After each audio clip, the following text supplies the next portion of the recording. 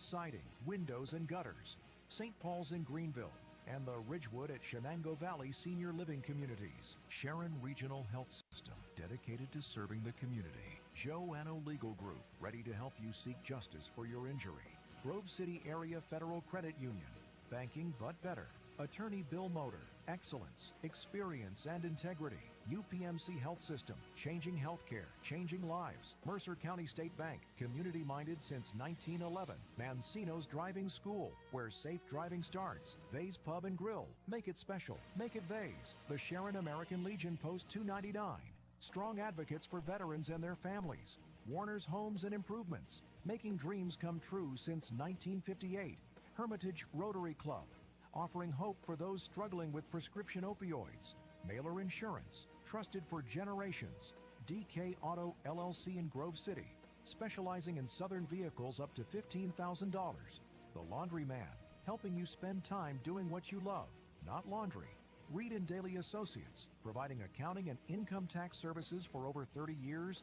Minuteman Press in Hermitage, specializing in digital print, design, and promotional services. Penn Ohio Roofing and Siding, offering exterior upgrades online at pennohiorc.com. Sharon Community Health Center, providing compassionate and affordable health care. 21st Century Energy Group, the area's leader in fuel delivery. Please thank these outstanding sponsors for supporting all of our high school sports broadcasts throughout the season on News Talk 790 WPIC and Sports Radio 96.7. Now it's time to go to the field with our countdown to kickoff show with our game announcers, Ryan Briggs and Chris Burtch. And we are live tonight here at Terry Varelli Stadium in New Wilmington, the home of the Wilmington Greyhounds and the site of this Week 10 regular season finale between two perennial powerhouses in Western Pennsylvania. Tonight, the Wilmington Greyhounds at 7-2 host Karns City. The Gremlins also coming in at 7-2. Hi, everybody. Ryan Briggs here, along with Chris Burtch tonight here in New Wilmington. Wilmington and Karns City, two teams that are used to playing very often into November. Two teams that have visions of playing well into November. Should be a lot of fun tonight here at Terry Varelli Stadium. Yeah, I mean, two teams that obviously seem, very much like mirror images of each other. They both run a similar style of offense. They both, run 90% or better of the time. They like to keep the offenses, on the field, long drives, and then defensively try to prevent the other team, from getting first downs and keeping their offense on the field. And, for the most part, except for two losses on both teams' parts against great teams, they've done exactly that. Wilmington at 7-2, of course, a 1A team. Karns City in Class 2A, a team that perhaps the Farrell Steelers might see down the road in a few weeks in the state playoffs. The Gremlins, they've been good since the days of antiquity. The last couple of years, Central Clarion has kind of emerged as the team in 2A, but it looks like Karns City is more than ready to reclaim its crown atop District 9. Yeah, I mean, again, that Central Clarion team, you and I had an opportunity to call their game at Farrell last year. That team was, in a word, awesome. But, yeah, you're right. Karns City a little better. Central Clarion maybe not quite as good. So, yeah, certainly Karns City looks like they might be headed back to where they've been so often, and that is winning that 2A championship in District 9. Senior night here at Wilmington High School, the senior class being honored, this senior group for the Wilmington team. They have a really nice blend of seniors and young guys, but this senior group has, they have done a great job of continuing the fine tradition here at Wilmington High School. Yeah, no question. The seniors, otherwise known as the linemen on this team, right? I mean, just a really senior-heavy group along that line. Almost every number down there seems like a big, one of the big numbers. But yeah, you're right. Certainly, some of the the other guys too, the position players. Freddie Zahetner's had an unbelievable breakout season, to go along with those great linemen. So again, just a terrific group, and like you said, a group that has carved themselves into the great lore of Wilmington football. Wilmington and Karns City tonight here on Sports Radio 96.7 and Sports Radio 96.7 Facebook Live. We will take a break. When we come back, We'll talk about the teams. We'll visit with the head coaches and with the 21st Century Energy Group starting lineups. All that and much, much more. Kickoff coming up at the top of the hour here on Sports Radio 96.7. Means staying informed. Knowing the dangers of using counterfeit prescription pills can help those you care about and keep our community safe. Do your part. Take the first step today. Visit GetSmartAboutDrugs.com to access education, prevention, and treatment resources. Counterfeit prescription pills laced with fentanyl are deadly. Be their protector. Be informed. Contact Mercer County Behavioral Health, Inc. in Mercer, PA at 724-662-2230 or visit cdc.gov/stop overdose. Brought to you by the Hermitage PA Rotary Club and the Mercer County Opioid Settlement Fund. You're independent. So are we. We're a locally owned independent bank. Because of that, we make our loan decisions right here at the bank. You don't have to wait for some out-of-town loan committee to get together. We offer fast, quick answers on your loan requests. Mercer County State Bank. Member FDIC.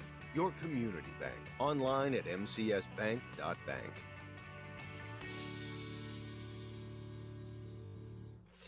When the finest cuts of meat combined with just the right amount of fire and seasonings, you don't need anything else except a fork and a plate.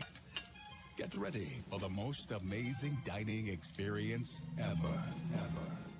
When you're out with your friends or looking for a place to stop before or after the games, Vay's Pub and Grill is the place for you. Open Tuesday through Saturday with happy hour daily from 4:30 to 6:30. Vay's Pub and Grill, East State Street in Hermitage.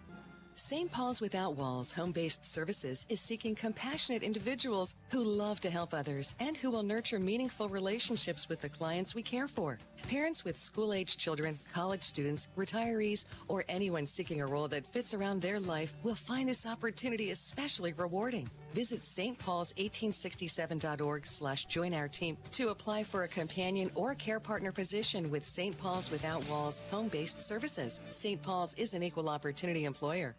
I've worked hard to make my house a home, and I expect my insurance to work hard too. That's why I'm with Erie Insurance and my local agent. They offer the service I deserve, the coverage I need, all at a price I can afford. Your local Erie agent in Hermitage is Reinhardt 2291 or visit reinhardts.com. Go to erieinsurance.com for company licensure and product details. Countdown to Kickoff is brought to you by the 21st Century Energy Group, the area's leader in residential and commercial fuel delivery. FirstCenturyEnergyGroup.com.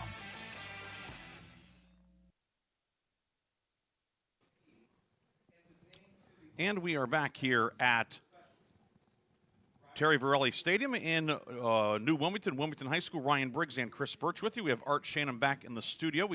Our first segment, we had a connection that was not quite the way it was supposed to be. I think we are connected the way we want to be now over the air. Our video is fine. Art Shannon will let us know. But Chris, the Wilmington Greyhounds, they have been connected this year, 7-2. The two losses, and sometimes you talk about who'd you play, who'd you win, and the two losses, a loss to Farrell and a loss to a very good Hubbard team. This Wilmington team has really played good football this year. A lengthy road trip during the season. Going down to Bedford County a couple of times, going over to Ohio, beating a pretty good Grand Valley team. The Hounds, they've certainly been tested here in 2025. Yeah, I mean, and certainly, Coach Fillion has said to me, he sort of learned his lesson last year about kind of waiting to hear from kind of local teams that it was kind of a maybe on non-region games, and then it ended up being they didn't want to play. They had 2 bye weeks or 2 off weeks last year. And he felt like that kind of stunted the growth of his team. Whereas this year they didn't wait. They kind of were proactive about it, and they went out and got some out of area teams and played some teams that with styles that they don't normally see around here. And there's no question that the old expression about iron sharpening iron. This team is sharpened, right? They played a good Greenville team and played a great Farrell team locally. And now here, week 10, as they get ready for the playoffs, they play this, terrific Karns City team. So whether they have a bye next week in the first round of the playoffs or not, they will clearly be ready, or at least more ready than they felt like they were last year, playing this terrific schedule, not only in region but out of region. So, yeah, I mean, they played 8 games last year, regular season. This year they will have a full 10-game schedule. So that right there certainly makes this year better than last year. And, playing the teams that they played, in addition has made it really good. And how also, too, just those open dates. Yeah. Sometimes you think, well, it's great to heal up and so forth, but it gets you out of rhythm. It's one thing to do it once in a regular season. Right. You do it twice. That's a different tale. Absolutely, no question about it. Right? You look at kind of the college teams, right? Most of them play 12 games in 13 weeks on the big time level, 10 games in 11 weeks. At the Division II and III level, and those are nice. But yeah, at the high school level, other than that first round of the playoff bye that you kind of earn. It's really tough because high school kids can get a little squirrely on off weeks. They are 15 to 18-year-old kids, and you want to be in rhythm, you want to be in routine. You do the same thing every Monday, every Tuesday, every Wednesday, every Thursday. Then you play Friday night under the lights. One thing this Wilmington team has done, not surprisingly, is run the ball. Yeah. Of course, the wing tee has been in vogue here for a long time now, going back with Coach Varelli way back in the late 80s into the 90s, and then carrying through. And this team, they have a stable of backs, but certainly a big gun in Chase Mitchell-Tree, who's closing in on 1,000 yards this year. I mean, Mitchell-Tree is the guy that's an absolute nightmare to prepare for, right? He's the one that other defensive coordinators spend all the time watching film on. But the problem is certainly the Kettering brothers and Rowan Miller and certainly the quarterback Wesley Vascal, they can all run too. So if you're too keyed, if you're too kind of focused on stopping Mitchell-Tree, obviously this wing tee offense that Wilmington has been running so well for generations now, you never know where the ball is going. You're hard charging to the left, and all of a sudden the ball is going right. And, this team is a well-oiled machine here, led by those senior, an entire senior offensive line that knows what they're doing. And they've done a great job, executing this offense. And, Mitchell-Tree's, he's obviously one of the best in the area, but certainly a whole bunch of other guys in this kind of equal opportunity offense of Wilmington's get a lot of touches and do a lot of great things. And, of course, it starts up front. Five senior starters on the offensive line for Wilmington, anchored by Aiden Boyer, the guards, Maverick Whiting, Danny Leonard, the tackles, Jacob Coulter, and Colin Raleigh. Again, it doesn't matter what offense you're running. You have 5 seniors up front who are all multi-year starters. Yeah. You're probably going to have success. They're experienced and they're really, really athletic. That's the thing. You always like to say, you always like to use the example, is it a dinner table 280 or a weight room 280? And these guys are weight room 280s, right? I mean, and not only that, they're just great athletes. They have great feet. They can really get out and block in this offense. And, just a lot of experience. And, Coach Fillion could not say enough great things about them, is in the way that this offense runs. Of course, on the other side, Karns City, as we turn our attention to the Gremlins, who come in at 7-2 as well, a veteran squad as well, a stable of senior backs, a quarterback in Cole Johnston, who has about nearly 24 games worth of experience already. 4 seniors up front plus a junior, a couple of juniors at tight end, some size, athleticism. Pretty much just about everything we said about Wilmington we could say about Karns City, exactly. Other than the fact with probably more of a passing attack than does Wilmington. Yeah, I mean, they have more of a passing attack because, they have a lot of confidence in Cole Johnston, obviously. As he completes over, 55% of his passes, approaching a 1,000 yards passing season. So he's been terrific. And so what that makes them is that means that they are not, they are not easy to prepare for because they have all of the things that we talked about with Wilmington as far as, all of the different backs that have created damage. But then they have a big, tall, athletic, cannon-armed quarterback that can certainly hurt them in a lot of ways. Johnston, 6'2", 210. I had a chance to speak with him briefly. I know his dad, his aunt and so forth, and he's every bit of 6'2", 210. He's a grown man out there wearing number 7 for the Gremlins. No question about it. Yeah, I was actually. I know his mom too, so I didn't want to short Kelly, but yeah. So I mean, yeah, he's certainly just a terrific athlete, and again, so yeah, I mean, this is going to be an absolutely fantastic test for this Wilmington defense. And you talked about the equal opportunity offense. Well, how about Karns City? Wow. Leading rusher this year is Owen Hegenbotham, 592 yards. Not listed among the starters tonight. That's the best stat. 592 for him. Yeah. 551 for the fullback, Hunter Scheer. Johnston, 511 yards. And then Nathan Hessler, tailback, 488. I mean, it's you have to look far and wide to find, especially after 9 games, to have 4 backs all that productive, but with such an even distribution. It's amazing, right? I mean, you and I often joke about my math deficiencies, but I can do that math. That's 2,000 yards between the 4 of them, almost perfectly equally distributed. That is a stunning, statistic. So again, this is an offense that can really hurt you in a lot of different ways. We're going to take a break. When we come back, we'll visit with the head coaches, and we will have the 21st Century Energy Group starting lineups, Wilmington and Karns City, the regular season finale on Sports Radio 96.7 and Sports Radio 96.7 Facebook Live. Your hip, your knee, your shoulder, whatever has been holding you back, UPMC Orthopedic Care is where you'll find experts to help you get back to a better quality of life. UPMC is pioneering minimally invasive surgeries, and we offer personalized treatment plans and same-day surgery to get you home and moving sooner. It's your ankle, your elbow, your hand, and it's your move. Visit upmc.com/ortho to learn how UPMC can help. Gosh, honey, what's got you all chef-tastic? You know, it's our kitchen remodel. It's got me all inspired. Oh, are you inspired enough to make dessert? As a matter of fact. Is it chocolate? Oh, it's chocolate. I love you. Get inspiration all your own with a brand new kitchen from Warner's Homes and Improvements. We create new kitchens that dreams are made of. We buy direct from the manufacturers using top quality materials with no shortcuts. The latest in style and function.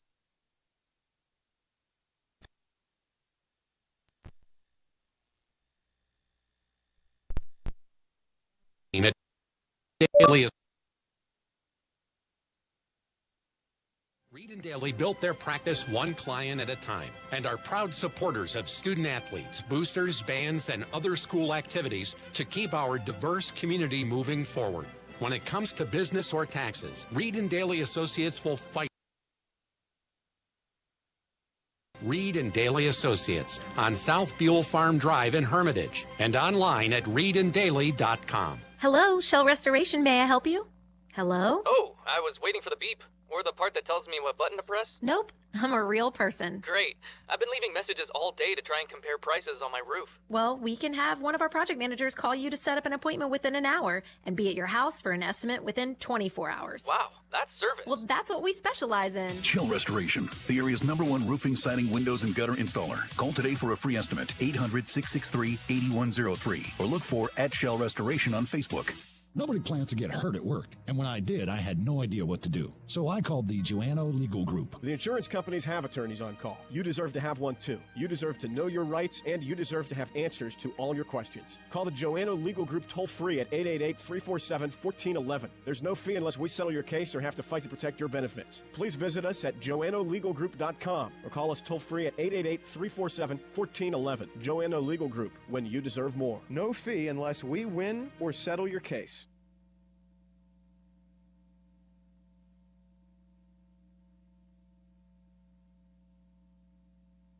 Countdown to Kickoff is brought to you by the 21st Century Energy Group, the area's leader in residential and commercial fuel delivery. Visit them online at 21stcenturyenergygroup.com. We're back on Sports Radio 96.7, and I'm joined by Wilmington head coach Brandon Fillion. And, Coach, obviously a season finale, a Week 10 game.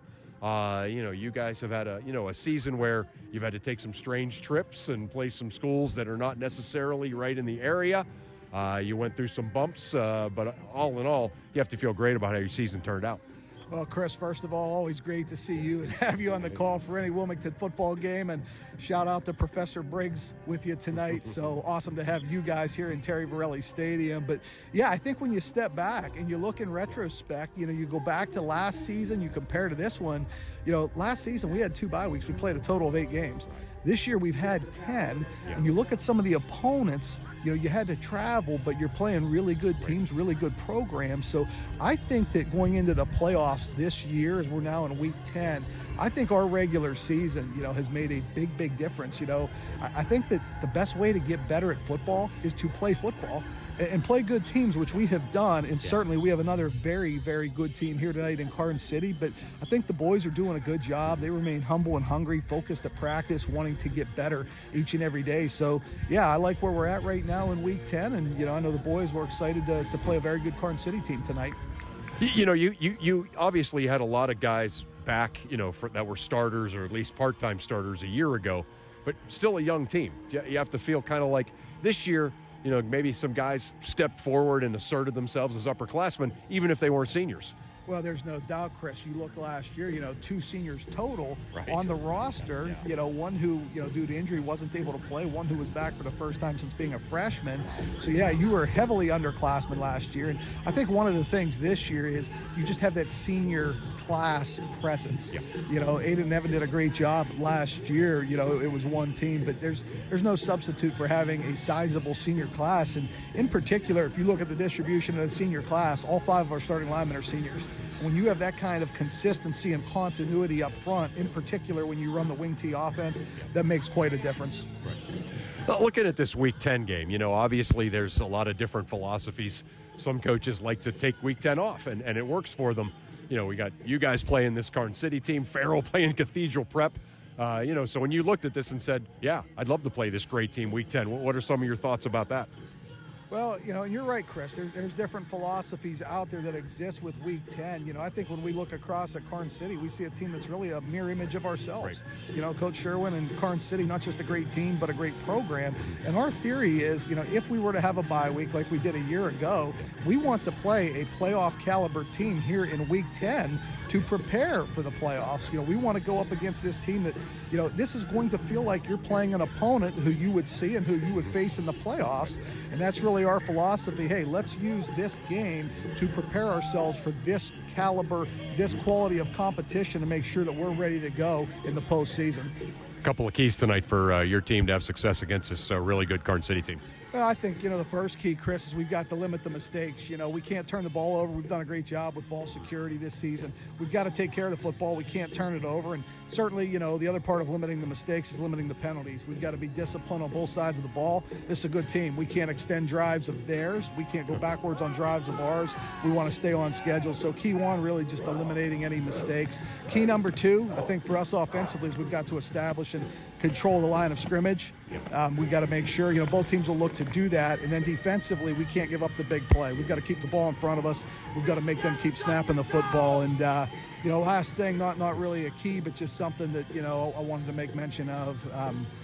Mike Crawford, he's listening tonight. I love you, Craw. You're with us tonight, brother. All right. Coach, appreciate the words, and certainly all thinking about Coach Crawford out there. Appreciate everything that you've done. It seems like the last several years, I don't cover you till about Halloween, but here we go, like several games after this. Good luck tonight. Good luck as you head into the second season. Hey, thanks. Appreciate it, Chris. Great to have you and Ryan on the call. All right, thanks, Coach. Take it easy. Thanks. Appreciate it. And that was our Chris Burtch with Wilmington head coach Brandon Fillion. Chris also had a chance to catch up with 8th-year Karns City head coach Joe Sherwin. We're back on Sports Radio 96.7, and I'm joined by Karns City head coach Joe Sherwin. And, Coach, obviously a lot of philosophies about, kind of a Week 10 game.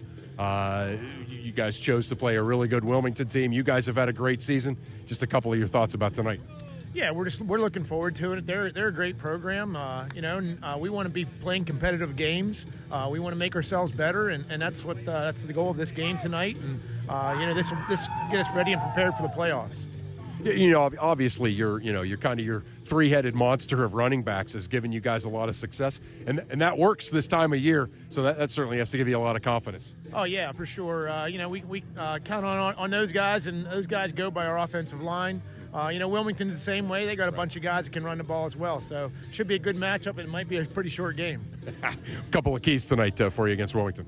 I think key of any games, control the line of scrimmage is the main thing. If we're able to do that and keep our turnovers down, I think we think we can do good things. Right. Coach, appreciate you taking some time. Congrats on all the success you've had at Karns City. Good luck tonight, and good luck as you head into the playoffs. Appreciate it. Thank you very much. Thanks a lot. Yep. Thanks, Coach. Yep. Those are the thoughts of Karns City head coach Joe Sherwin as he gets his Gremlins ready for this game here at Terry Verrelli Stadium against Wilmington. Pre-game continues on Sports Radio 96.7.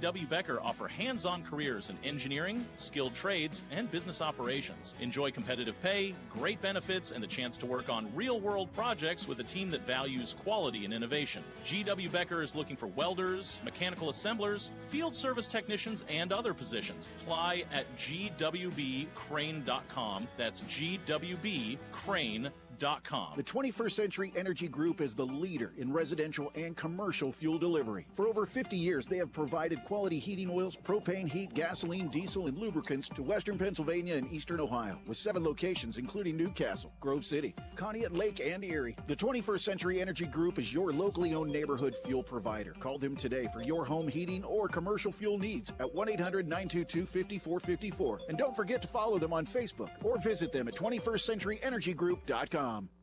The first quarter is brought to you by the Grove City Area Federal Credit Union. Banking, but better. And welcome back to Wilmington High School, Terry Verrelli Stadium. Ryan Briggs tonight. In the studio, we have Art Shannon on our video camera tonight. Jaden Jackson running our camera on Sports Radio 96.7 Facebook Live video. The starting lineup for Wilmington is being introduced down below, and we will introduce the starting lineups as well. The starting lineups tonight, as always, are brought to you by the 21st Century Energy Group. The 21st Century Energy Group is the area leader in residential and commercial fuel delivery. Call them today for your home heating or commercial fuel needs, and don't forget to follow them on Facebook or visit them at 21stcenturyenergygroup.com. First for the Wilmington Greyhounds on offense. The Hounds will be led by quarterback Wesley Vascal. Back into the starting lineup, 6'1", 155, a junior.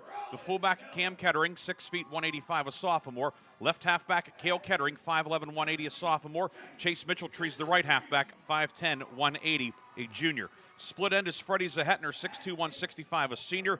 Jared Lorenz, the tight end, at 6'4", 225, a junior. Up front, 5 seniors. At left tackle, Jacob Coulter, 6'2", 280. Maverick Whiting at left guard, 6'1", 185. Adam Boyers, the center, 5'11", 235. Danny Leonard at right guard, 6 feet, 210. And at right tackle, Colin Rowley, 6'3", and 250. The Karns City defense, as we switch over to the Gremlins, they run a 4-4 on defense.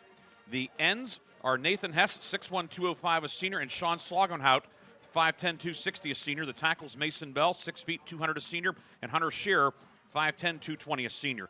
The outside linebackers are Tyson Fraser, 5'9", 190, a junior, and Ronald Siegel, 5'8", 165, a junior. The middle linebackers, C.J. Emmerich, 5'7", 250, a senior, and Shane Emmerich, 5'10", 175, a junior. The corners are Bryce Gallen, 5'8", 150, a junior, and Cole Johnston, 6'2", 210, a junior. Riley Hamilton, the free safety, 5'10", 135. He is a senior. The Karns City offense, Johnston's the quarterback, Shearer the fullback, Hess the tailback. The split end is Gallen. Hamilton is the flanker. Bell at left tackle, Shane Emmerich at left guard. C.J. Emmerich is the center. Slogenhout is the right guard, and the right tackle is Colby Blair, 5'10", 250, a senior. Keegan Schreckengost is the tight end. He is 6'3", 205, and he is a junior. The Wilmington defense, a 4-3 alignment for Brandon Fillion's squad. The ends are Cam Kettering and Whiting. Coulter and Raleigh are the tackles. The linebacking core, Danny Leonard in the middle, flanked by Cale Kettering and Rowan Miller.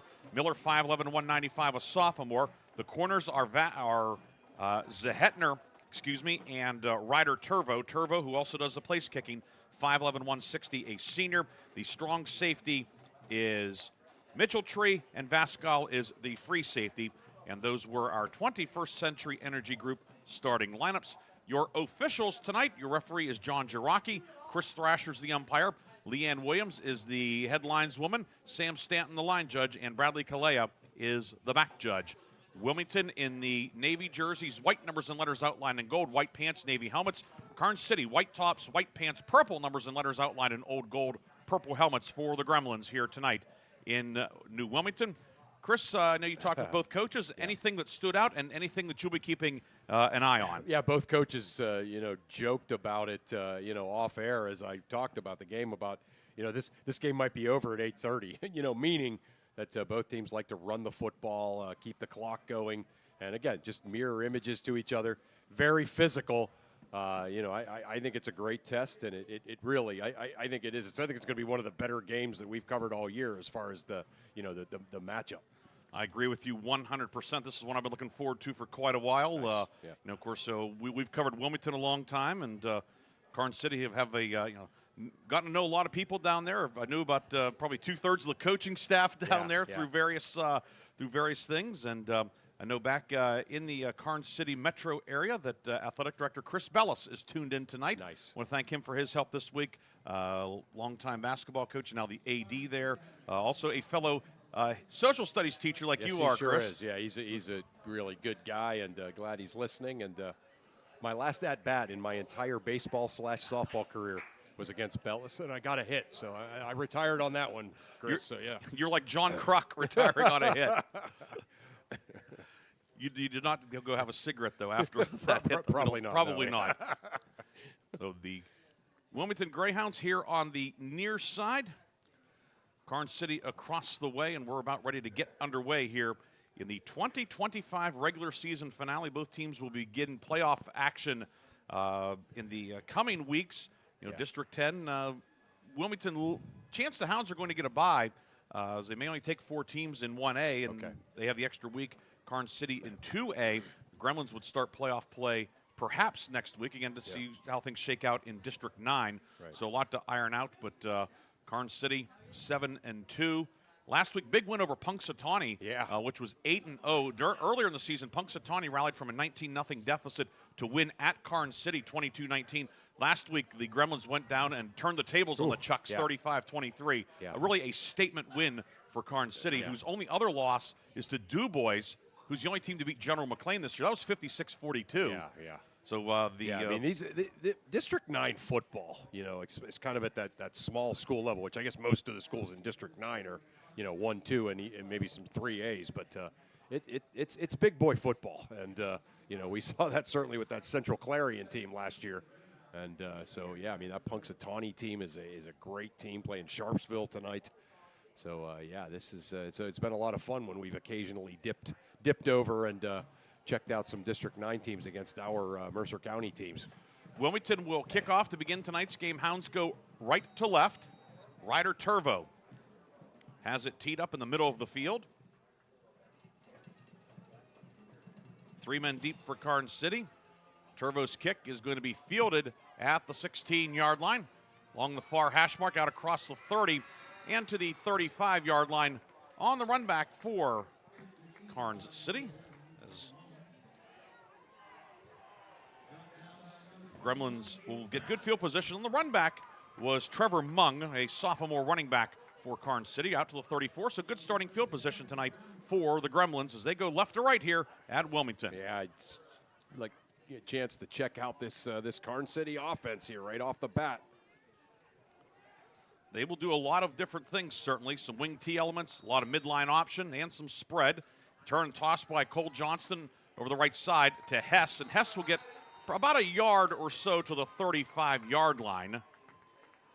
Cam Kettering in on the stop, and it'll be 2nd down and 9 upcoming for Karns City. Just underway here at Terry Varelli Stadium. First time we've been here since it was named for Coach Varelli. Yeah, how about that? Yeah, really just a beautiful place. Always one of our favorite places to come to, and now named after Coach Varelli that we covered so many games for. Great combination. 2nd and 9 to 35. Johnston with a double wing to the left, and the handoff will go on a jet sweep around the left side for Riley Hamilton. Hamilton upfield across the 45, has the first down and more out close to the midfield line. Riley Hamilton, the starting flanker, lining up that time as a wing and picks up a first down. Yeah. Or no, or is he short? The down box says 3. I guess he must have stepped out at the 43-yard line. Still a good gain for Hamilton. Yeah, that's his 15th carry of the season now, well over 125 yards on the season, rushing for a flanker. So, yeah, he's that kind of that jet sweep guy. And has 4 catches this year, and it's going to be 3rd and short upcoming. And Johnston will give it to the fullback, and Hunter Shearer crashing over the right side. He'll get the first down. Shearer, 551 yards, team leading 15 touchdowns, and you need a yard, you give it to your big fullback. Oh, boy, yeah. 5'10", 220 pounds, and that's definitely a 220 pounds of weight room weight. And, yeah, you could see it there. Nice hole opened up for him along that offensive line. And Shearer just blasting through there. Both coaches really focused on controlling the line of scrimmage. Wilmington, the number 1 rushing team in Mercer County. Karns City averages 270 yards a game. Out of the shotgun, Johnston will give it to Hess over right guard. He's across the midfield line and down to the 44-yard line. Rowan Miller and Danny Leonard combined on the stop, but Hess, the nice gain, and they will give him the first down to the Wilmington 44-yard line. So 4 plays all run so far for Karns City. Yeah, and you notice each run has, they've been able to kind of get a little bit more downhill each run. And that's what this team could try to do to you, right, is they can it's just hard to sustain the physicality that is necessary, against this running attack. Trevor Geibel checks in as he's a backup tight end. He'll line up as a wing to the left, and Johnston on the option will keep it. Johnston around left end. Johnston to the 35, and he'll be brought down at the 34-yard line. Cole Johnston on the option keeper, and Karns City picks up the first down, converting on what was 2nd and short. They ruled first down and then said it wasn't a first down, but Cole Johnston made sure that is a first down. Yeah. And the junior quarterback takes the ball to the Wilmington 34-yard line, just underway here. Karns City received the opening kickoff and has the ball out to the 34 of Wilmington. This is the 6th play of the drive. 3 receivers to the left, Johnston alone in the shotgun. Johnston on a quarterback sweep over the right side. He's to the 30. A stiff arm by Johnston to the 20, to the 15, to the 10, tight roping the sideline, and he's going to be out of bounds at about the 6-yard line. Johnston picks up 28, and the Karns City Gremlins have entered the McCandless Ford red zone. McCandless Ford, your one-stop shop in Mercer and Meadville. Yeah, Johnston's like he's like a fullback once he gets out there, right? 6'2", 210 pounds himself, and he doesn't have blazing speed, but he's certainly fast enough to get away from people, and then he just runs people over to pick up the last several yards of every carry. T backfield now behind Johnston, 2 tight ends. Turn, toss, it goes over the right side to Shearer. Hunter Shearer will plow into the end zone for the touchdown.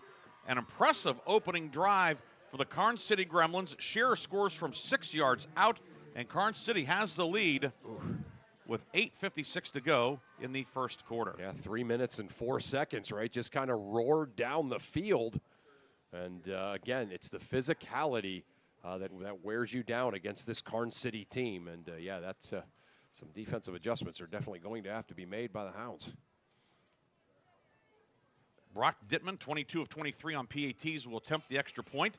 Frazier, the holder, kick on the way. It is up, and it is good. And Karns City has a 7-0 lead with 8:56 to go in the first quarter. 7 plays, 66 yards on the drive, and Karns City has the lead. We'll take a look at the Wilmington offense when we come back after this on Sports Radio 96.7 and Sports Radio 96.7 Facebook Live. The tax team at Reed & Daly Associates is the area's #1 income tax service. Reed & Daly built their practice one client at a time and are proud supporters of student athletes, boosters, bands, and other school activities to keep our diverse community moving forward. When it comes to business or taxes, Reed & Daly Associates will fight for you and help you reach the top of your game. Reed & Daly Associates on South Buell Farm Drive in Hermitage and online at reedanddaly.com. The first quarter is brought to you by the Grove City Area Federal Credit Union. Banking, but better. Good start for the Karns City Gremlins, 7 plays, 65 all runs, capped by Hunter Shearer's 6-yard touchdown run, his 16th score of the year. Karns City has a 7-0 lead. Yeah, very impressive drive for the Gremlins to start this game. The physicality of their offensive line was really impressive, and each one of those backs that we mentioned, able to just do some good things. And again, that's not a schematic thing that Wilmington's going to have to try to fix. They're going to have to fix, a little bit better control of the line of scrimmage and bottling those backs up.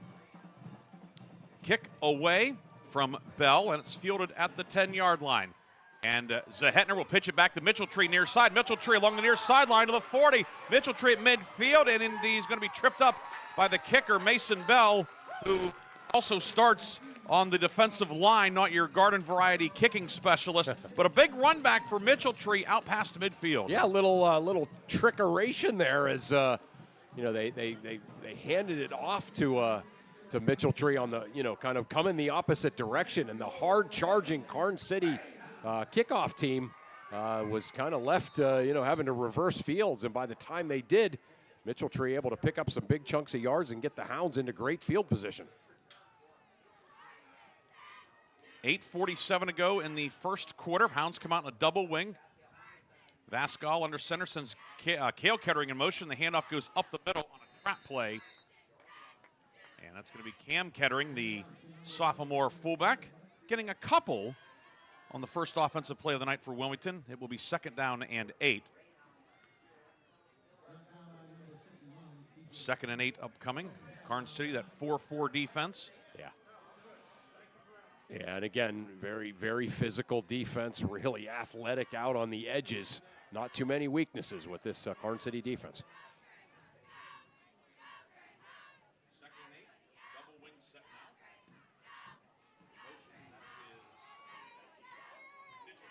now. Wing left, Mitchell-Tree over the right side, gets stacked up at about the 37-yard line. Mitchell-Tree approaching the 1,000-yard mark on the season. Needed 32 to get there. He gets 5 on that carry to the 37-yard line, and it will be 3rd down and 3 for Wilmington. Hounds this year 50% on 3rd down. 28 of 56. And, of course, get 50% because they're in a lot of 3rd and 2, 3rd and 3. Right, that's it, for sure. And in this case, you certainly look at this is probably a 2-down territory here. Zahetner wide left, ball in the middle of the field. Wilmington moving right to left. Man in motion, Mitchell-Tree turn toss. Mitchell-Tree looking for room, finds none. He's going to lose a couple of yards as the Karns City defense diagnosed that one. It was the outside linebacker, Ronald Siegel, his 42nd tackle of the season, a loss of 2, and now it's going to be 4th and 5 for Wilmington at the Karns City 39. Yeah, Mason Bell, too, along that line of scrimmage, Briggsy. He was just kind of mauling all of the offensive linemen, sort of throwing everybody back. Impressive play for not getting the credit for the tackle. Zahetner goes wide right. Lorenz at tight end to the left. Ball's just inside the near left hash. On 4th and 5, Mitchell-Tree in motion. Now there is movement. Flag thrown by the line judge. And who is the guilty party? And it is offside against Karns City. Okay. And you can see there was a little bit of movement in the backfield, maybe designed in a hard count by quarterback Wesley Vascal, maybe to kind of draw that. It wasn't the traditional, sort of attempt at that, but it works, and it's going to get the Hounds a 1st down. So the Hounds convert via the penalty with 6:47 to go in the first quarter. For those watching on our Sports Radio 96.7 Facebook feed, the clock is unofficial. It's being manually kept, so occasionally it might get off or not start, but don't panic. Folks here know what they're doing. Hounds hustle to the line, double tight set, double wing set. Vascal under center, and the give is to Cam Kettering on a trap play, and he'll get maybe a yard right into the teeth of the defense. Bell and Shearer, the defensive tackles, along with Sean Slogenhout, 260-pound to end. Pickup of a yard for Kettering. Yeah, I like that Wilmington is mixing that in, though. I think to have success against this Karns City defense, you have to be able to go right at them along the line of scrimmage in the middle of the field. 2nd and 9, double tight set again, double wing set. Kettering in motion, back to pass, Vascal. Under pressure, throws it off his back foot, and it is dropped. Had the fullback Cam Kettering open in the left flat, but it is incomplete, and will now be third down. Yeah, Kettering just maybe took his eyes off it looking up the field. Kettering's had such a great season for this team. Vascal now 6 of 10 on the season. Rowan Miller's had the bulk of time at quarterback this year. He's starting on defense only tonight. Miller 12 of 22 for 272 yards. When Wilmington doesn't throw often when the Hounds do, it's been effective. Yeah. That one, however, leaves the Hounds at 3rd and 9. Receivers to either side. 3-step drop. Vascal down in the middle of the field. It is caught by Zahetner. 10-5 touchdown. Freddie Zahetner right up the hash mark. The Hounds have cut it to 7-6. Yeah, it was like you were, like you kind of knew what was coming, Briggsy. Just that little pop pass right over top to Freddie Zahetner. Nice, really nice feathered pass over the top by Wesley Vascal. And the Hounds answer.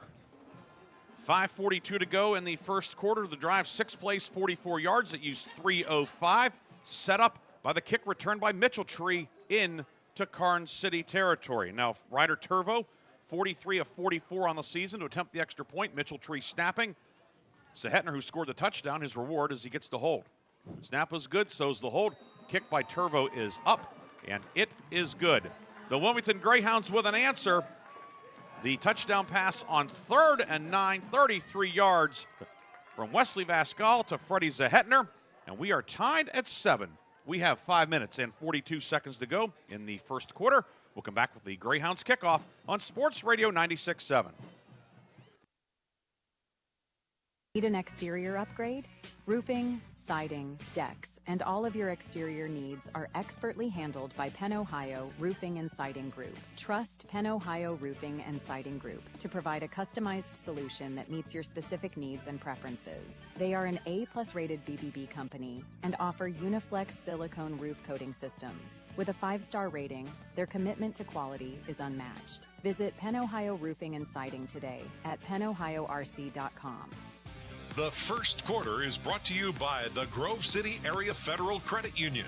Banking, but better.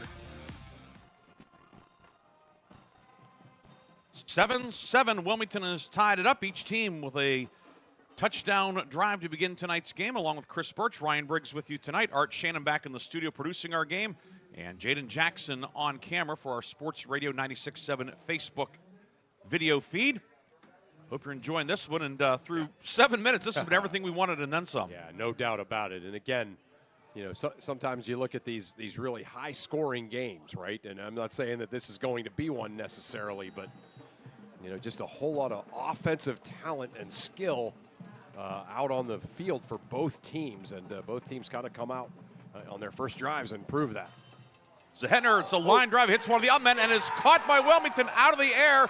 The Hounds on the onside kick, or what it turned out to be an onside kick. It's Cam Kettering flying in and recovering it at the 45 of Karns City. Yeah, I don't think it was necessary. I think it was just trying to squib kick to keep it away from the athletes. Briggsy, I think it just hit Shane Emmerich. And was that Zahetner that came up with the? It was Cam Kettering. Cam Kettering that came up with that.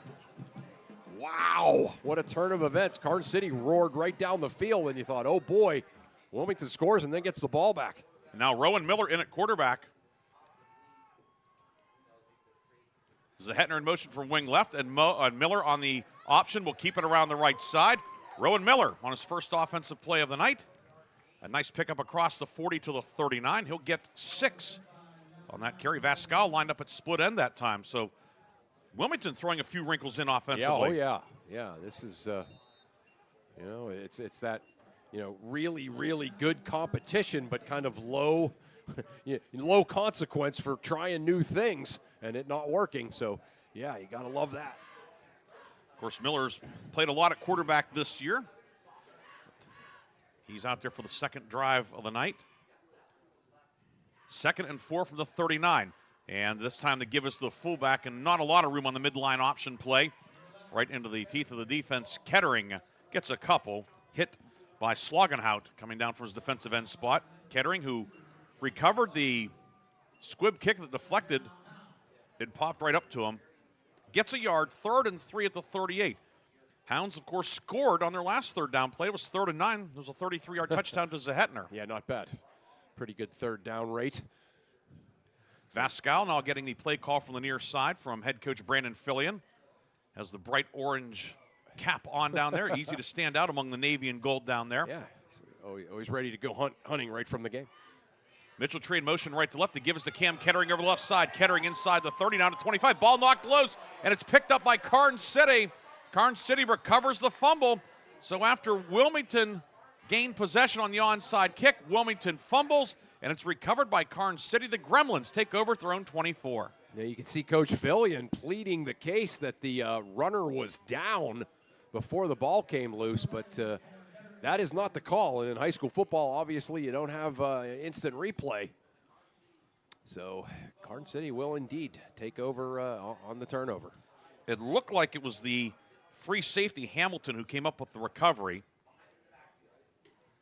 And with 4:43 to go, Karns City takes over, 1st and 10. Wow. Moving from left to right. And Shearer on the carry out to the 35-yard line, picks up a 1st down. Hunter Shearer, suffice to say, he is a load. Yeah, no question about it. And as the color analyst, I'm not paid to say things like, "Boy, there's a lot of hitting out there," But this game is really physical. There's just bodies flying around on every play. 3 receivers left. Johnston in the shotgun, fakes the handoff to Hess. It's a screen left side caught by Gallen. Far side along the numbers. He's into the open, across midfield and down to the Wilmington 40-yard line. Rowan Miller will make the tackle, but a big gainer to Bryce Gallen, who makes his 10th catch of the season, came in averaging 22.8 yards per catch, and he did nothing to hurt that average, taking the ball to the Wilmington 38. Yeah, just that little bubble screen out there, and then he found a seam in that defense. Pretty good blocking, or at least shielding down the field by his other wide receivers, and just able to sprint, pick up a 1st down. Gain of 27. Now Hamilton in motion from wing right, gets the toss from Johnston, follows Johnston through the hole, and then he'll be driven back. Jacob Coulter right there at the point of attack for Wilmington, along with Colin Raleigh. Hamilton on the run. They will give him, looks like they're going to give him 3 to the 35. It will be 2nd down and 7 with 3.5 minutes to go in the first quarter. Karns City and Wilmington tied at 7. Each team scored on its first drive. Wilmington recovered an onside kick but fumbled, and now Karns City on the move. That, by the way, was only the 3rd turnover of the season all year for Wilmington. How about that? Yeah. Hounds will shift, the Gremlins will shift, and Johnston will give it to Hess around the left side. Hess to the 30, Hess to the 20. Nathan Hess bowls over to defender, and he's brought down by Vasgal at the 15-yard line. Hess, a full head of steam, picks up 20, and Karns City has returned to the McCandless Ford red zone. McCandless Ford, your one-stop shop in both Mercer and Meadville. How about these backs for Karns City? Johnston's 210, Shears 220, Hess 205, Higginbotham's 195. They get ahead of steam, they get downhill, and they're just running people over. 1st and 10 at the 15. Gallen deploys wide left on the short side of the field. Ball on the far left hash mark. Double wing set, Johnston in the shotgun. As Siegel in motion left to right, and Johnston sweep around the right side, looking for a crease, finds one. Johnston to the 10, to the 5. Johnston inside the pylon, touchdown Karns City. Cole Johnston, his 15th touchdown run of the year. That comes from 15 yards out. And with 2:36 to go in the first quarter, Karns City back on top, 13-7. Yeah, we know all about Johnston's basketball prowess, looking like a point guard pushing the ball down the floor there in the fast break. Reverse direction, and then kind of had to run one guy over. Got into the end zone, and Karns City, 2 possessions, 2 touchdowns. And now Dittman on for the extra point. Frazier will hold. Gallen will snap. Kicking at the goalpost to the right. And the operation is successful. 14-7 the lead for Karns City. Cole Johnston scoring from 15 yards out. We have 2 minutes, 36 seconds to go in the first quarter. Karns City back on top, 14-7. Chris and I will come back with more first quarter action after this on Sports Radio 96.7. Life takes an unexpected turn. Whether it's a criminal charge, a family dispute, or an injury that wasn't your fault, you need someone who will fight for you. Hi, I'm attorney Michael T. Muha, and I have the experience, the compassion, and the determination to stand by your side when it matters most. Don't face the system alone. Call me, attorney Michael T. Muha, today, because your rights, your family, and your future are worth protecting. Criminal defense, family law, personal injury. Call me, attorney Michael T. Muha, at 724-301-6967 or at muhalaw.com. Looking for a career where your hard work is appreciated? Join Extreme Machine and Fab in Hermitage, Pennsylvania. Since 1995, Extreme Machine and Fab has become one of the biggest and most trusted premier full-service machine shops, servicing customers worldwide in the steel industry, Department of Defense, and nuclear power industry, to name just a few. From small components to 75-ton projects, their machining, fabrication, and engineering teams do it all. Extreme Machine and Fab offers competitive wages and competitive benefits. Apply today at extrememachinefab.com. Join the EMF team. Innovate, grow, succeed. The first quarter is brought to you by the Grove City Area Federal Credit Union. Banking, but better. Mason Bell to kick off, sends a liner down the near hash mark, and it's knocked down by Cale Kettering at his own 24, and he will be drilled short of the 30. And the ball came out, and Karns City has recovered it. Oh, boy. I thought they were celebrating a lot for just kind of an average tackle, but no, I didn't see the ball come out. But, yeah, again, knocking the ball loose. And you said it, Ryan, one of the key features of this Wilmington team is hardly any turnovers. 2 coming into this game, and they've now had 2 in this first quarter. So Karns City will have it at the 29-yard line with 2:30 to go in the first quarter. For Karns City, do you take a shot here, Chris? Yeah. I mean, we haven't seen that vaunted passing game yet, so, yeah, this might be the time. Johnston has the backs in the eye for the first time tonight. Shearer, the up back, and the give is to Hess over the left side. Hess gets to the 25, breaks a tackle, drags another man down to the 23-yard line. Nathan Hess picks up 6 on that carry. Already Karns City, 120 rushing yards on a dozen carries tonight. Yeah. Yeah, that maybe would be the only reason why maybe you wouldn't see Johnston do it is why risk it? Why risk it, right? They're doing what they want to do, running the football here. So just keep doing it. 2nd and 4 at the 23. Karns City moving left to right. Ball's on the far left hash mark. Shearer, the fullback, double wing set. And Johnston will hand it back to Hamilton on a counter. Hamilton inside the 15, down to about the 12-yard line. Riley Hamilton on the wing-back counter, a staple of the wing T offense. And he takes the ball down to the 12, a gain of 11 yards for Riley Hamilton.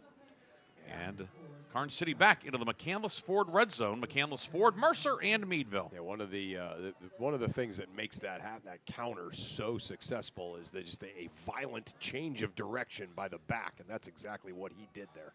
And they carry out the fakes very well. Right, yeah. 1st and 10 at the 12. Gallon will go wide left. It's the short side of the field. Double wing set. Johnston brings Hess in motion. Toss to Hess around the left side. Hess cuts back over center. Hess will be driven back as he gets to the 6-yard line. Gang tackled by the Wilmington defense. But tough running for Hess. 42 yards now for the big guy. And it'll be 2nd down and 4 from just outside the 5 at the 6-yard line of Wilmington. Yeah, and again, we heard Coach Fillion talk about it in the pregame interview about the big thing for his defense was going to be able to at least contain the line of scrimmage, and so far Karns City's offensive line has looked really good. 2 receivers left, wing and tight end to the right, and Johnston will give it to Shearer, and Shearer's going to be hit and dropped. Maverick Whiting will hit him back at the 10-yard line, and the first real negative play of the night for the Karns City offense. It puts the Gremlins now in 3rd down and about 8 back at the 10-yard line. Yeah, Cale Kettering really in there quick, too, to slow any progress down. That was the play the Hounds hammer needed right there. Didman has not attempted a field goal this year, by the way, just in case if you're wondering. Karns City does not have to run a play, and the Gremlins won't. So we have played 1 quarter here at Terry Varelli Stadium. And in this regular season finale, the Karns City Gremlins out of District 9 have the lead. It is Karns City 14, Wilmington 7. Chris and I will come back with the second quarter after this on Sports Radio 96.7 and Sports Radio 96.7 Facebook Live, brought to you by American Legion Post 299 in Sharon.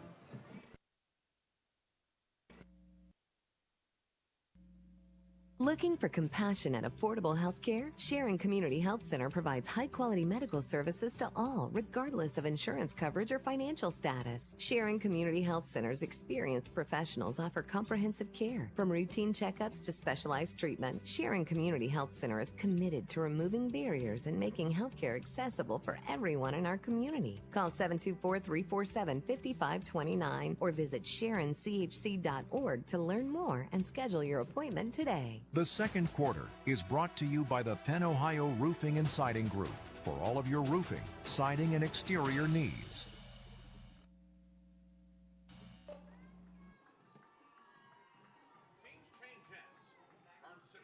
Right to left towards the scoreboard. It's 14-7. Karns City with the lead. Ryan Briggs, Chris Burtch with you tonight here at Wilmington High School.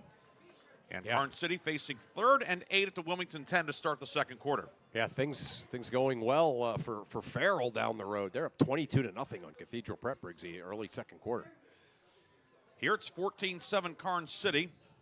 And the Gremlins look to add to the lead. Johnston alone in the shotgun, and he'll hand it to Shear on a counter over the right side. Steps through one tackle, but cannot get away from the pursuit. Danny Leonard, the middle linebacker there. Raleigh there also on the tackle.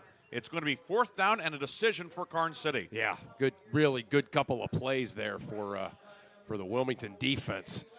As they're putting Karns City into a situation here, 4th down, but it looks like the offense is going to stay on the field as I anticipated. 4th and 8 at the 10. Wilmington defensively this year holding opponents to 35% on 3rd down. Karns City 1 of 2 now tonight after that stop. Karns City breaks the huddle. Gallon wide left. 4th and 8 on the option. Johnston will keep it. Johnston cuts upfield to the 5. He's going to be hit shy of the goal line. Did he get in? Yes.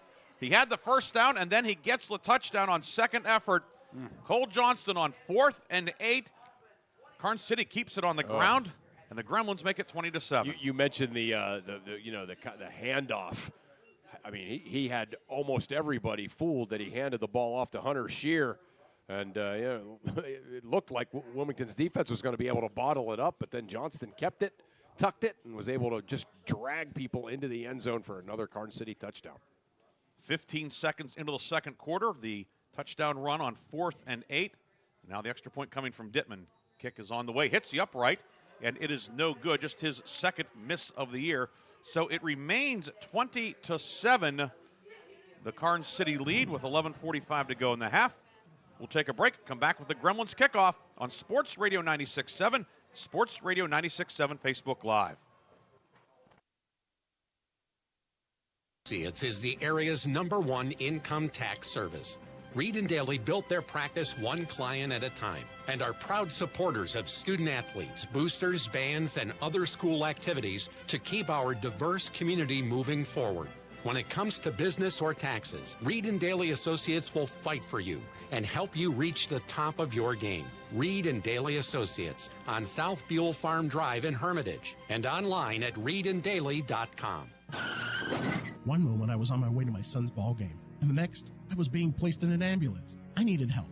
That's why I called the Joanno Legal Group. Call the Joanno Legal Group toll-free at 888-347-1411. Please visit them at joannolegalgroup.com. That's Joanow legalgroup.com. Or call toll-free at 888-347-1411. Joanno Legal Group, when you deserve more. No fee unless we win or settle your case. The second quarter is brought to you by the Penn Ohio Roofing and Siding Group for all of your roofing, siding, and exterior needs.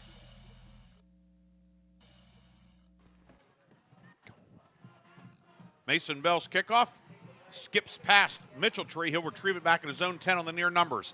Mitchell-Tree to the middle of the field to the 20 and can be brought down by Shearer at the 25-yard line. That's where Wilmington will put it in play with 11:39 to go in the first half. Greyhounds trailing 20-7. Yeah, really kind of made something out of nothing there. I thought, oh boy, Wilmington's going to get pinned back deep, but Mitchell-Tree able to kind of make something out of that and get them in at least manageable field position here out at the 25. Wilmington here, Chris, get a couple first downs, right? Yeah, that's it. Have to keep this Karns City offense off the field. 1st and 10 at the 25-yard line. And the handoff will go to Mitchell-Tree on a counter back over the left side, and Siegel, the outside linebacker, stayed home, and Mitchell-Tree will be cut down for a short loss. Yeah, that was a great play there by Siegel. He just able to, he wasn't able to hit him, but able to get enough of his ankles to bring him down, right along that line of scrimmage. Ronald Siegel, 1 sack this year. He's also done a little kicking. He's 6 for 6 on extra points this year. Yeah. We see it with Karns City, and we've seen it with Wilmington, too. A lot of guys that can do a lot of different things. Yeah, position, football player, right? There's a lot of those guys out on this field tonight. 2nd and 11 now for Wilmington. Double wing set. Rowan Miller rolling right, and now he's going to keep it on a quarterback run. Miller upfield to the 30. Hess will bring him down at the 31 as number 9 brings down another. Miller on the carry. Puts Wilmington into 3rd down and the better part of 4 yards. Yeah, Miller turned on the Jets a little bit and made certainly something out of what didn't look like much there to start, but able to get it out there and put Wilmington in at least a 3rd and somewhat manageable here. Miller now 282 rushing yards this year. He has 272 passing yards, 10 total touchdowns. Not bad for a guy that played tight end last year. Right. 3rd down and 4th to 31. Kettering wing right. The backs are split behind Rowan Miller. Now Kettering goes to the left, and Wilmington is going to take a timeout. Hounds could not get lined up the way that Coach Fillion wanted, and thus we have our first team timeout tonight, taken with 10:14 to go first half. Wilmington facing 3rd and 4 when we come back. You're listening to high school football on Sports Radio 96.7 and watching it on Sports Radio 96.7 Facebook Live. To hit the road with confidence? Mancino's Driving School is your go-to destination for top-notch driving education. Whether you're a teen or an adult, Mancino's experienced instructors ensure you're equipped with essential skills and safety tips. Offering flexible schedules and personalized lessons, Mancino's Driving School make learning to drive convenient and effective. Visit our website at mancinosdrivingschool.com to enroll today and begin your journey toward becoming a safe, independent driver. The second quarter is brought to you by the Penn Ohio Roofing and Siding Group for all of your roofing, siding, and exterior needs.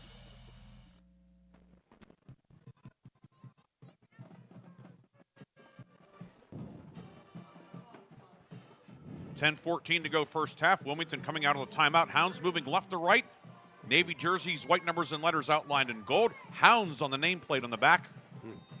White pants with a gold stripe. Navy helmets. Karns City, white tops, white bottoms, purple numbers and letters outlined in gold, and purple helmets for the Gremlins. 3rd and 4th to 31. Receivers to either side. Double wing set. Mitchell-Tree motions into the backfield and then resets to a wing position, trying to draw Karns City off. Now Zahetner in motion, and Miller on the option, trying to get around the right side, and he will get nothing. Hess there. Johnston finished him off. Also Emmerich in on the tackle. C.J. Emmerich, the 250-pound middle linebacker. We look at the Emmerich there, 51, just that thick lower half. I mean, he's a throwback middle linebacker. Yeah, he sure is. Yeah, no doubt. Coach Fillion, that's about as hot as he gets there on that last play with his offense when he called that timeout, and then that play coming out of the timeout. I don't think that's what he want run. So frustrating night so far for the Wilmington offense, other than the touchdown pass. 4th and 4, and Wesley Vascal to punt. Gets the snap from Mitchell-Tree. Kick is away, high spinner, and it's going to land on lane 1 of the track on the near side.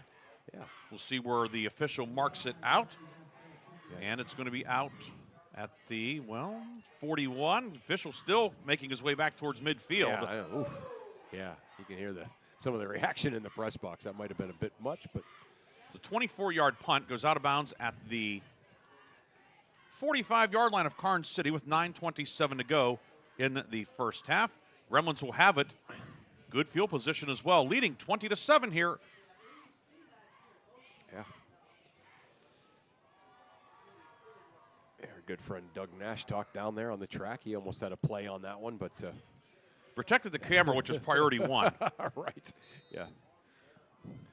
T backfield, double tight set behind Johnston. The turn and the toss will come over the left side to Hess. Hess over the midfield line and brought down by Rowan Miller at the 49-yard line. So Hess picks up 6. So the Karns City rushing tonight, Johnston 64 yards, Hess 48, Hamilton 22, and Shearer with 15. Of course, coming in terms of guys in the starting lineup. Yeah. Shearer was the leading rusher at 551, but just goes to show how diverse this ground game is. Yeah, I mean, they could all do it, right? I mean, they would all be the star running back of the team if they were the only one, but there's 5 of them that can do it. 2 receivers right, tight end and wing to the left, to the short side of the field. They give us the Hess over the left side. He hesitates, and he's going to break a tackle and lean forward and get close to the first down marker. He's a little bit short, but it's going to be 3rd and a yard instead of 3rd and 3. The Kettering's in there along with Raleigh. Also in there for Wilmington is Andrew Miller, who's in at middle linebacker, the 210-pound junior. Yeah, that was actually really impressive that he was somehow able to get away from that gang tackle and fall forward. A huge difference as far as field position here. 3rd and 1 at the 46-yard line. Double wing set. Shearer the fullback. Hamilton in motion right to left, and the give to Shearer, but movement. And somebody on the right side got a head start for Karns City. Yeah. And that is going to be the 2nd flag of the night on the Gremlins. This will take the ball back on the other side of midfield to the 49, bringing up 3rd and 6 with a little over 8 minutes to go in the first quarter. Had a text from a longtime colleague of mine, Joe Walters, who, of course, is in the Slippery Rock University Hall of Fame for his football prowess. And he says, I love the Karns City offense. And we just, as you know, we are, you quote, the Wilmington hometown broadcast, but it's fun to watch this Karns City offense. It really is, right. Really disciplined, diverse, with a lot of talented players. Johnston out of the shotgun around the left side. He is going to be hit and pushed out of bounds as Danny Leonard, the middle linebacker, came in to stuff him for no gain. And now decision time for Karns City. Yeah, last time they were in 4th down. It was 4th and 8 inside the McCandless Ford red zone. You knew what they were going to do. This time should be interesting. We'll say no gain, so 4th and 6 at the 49. Johnston is the punter. Okay. He averages 33.5 yards per punt. It looks like a lot of the base offense out there. Yeah.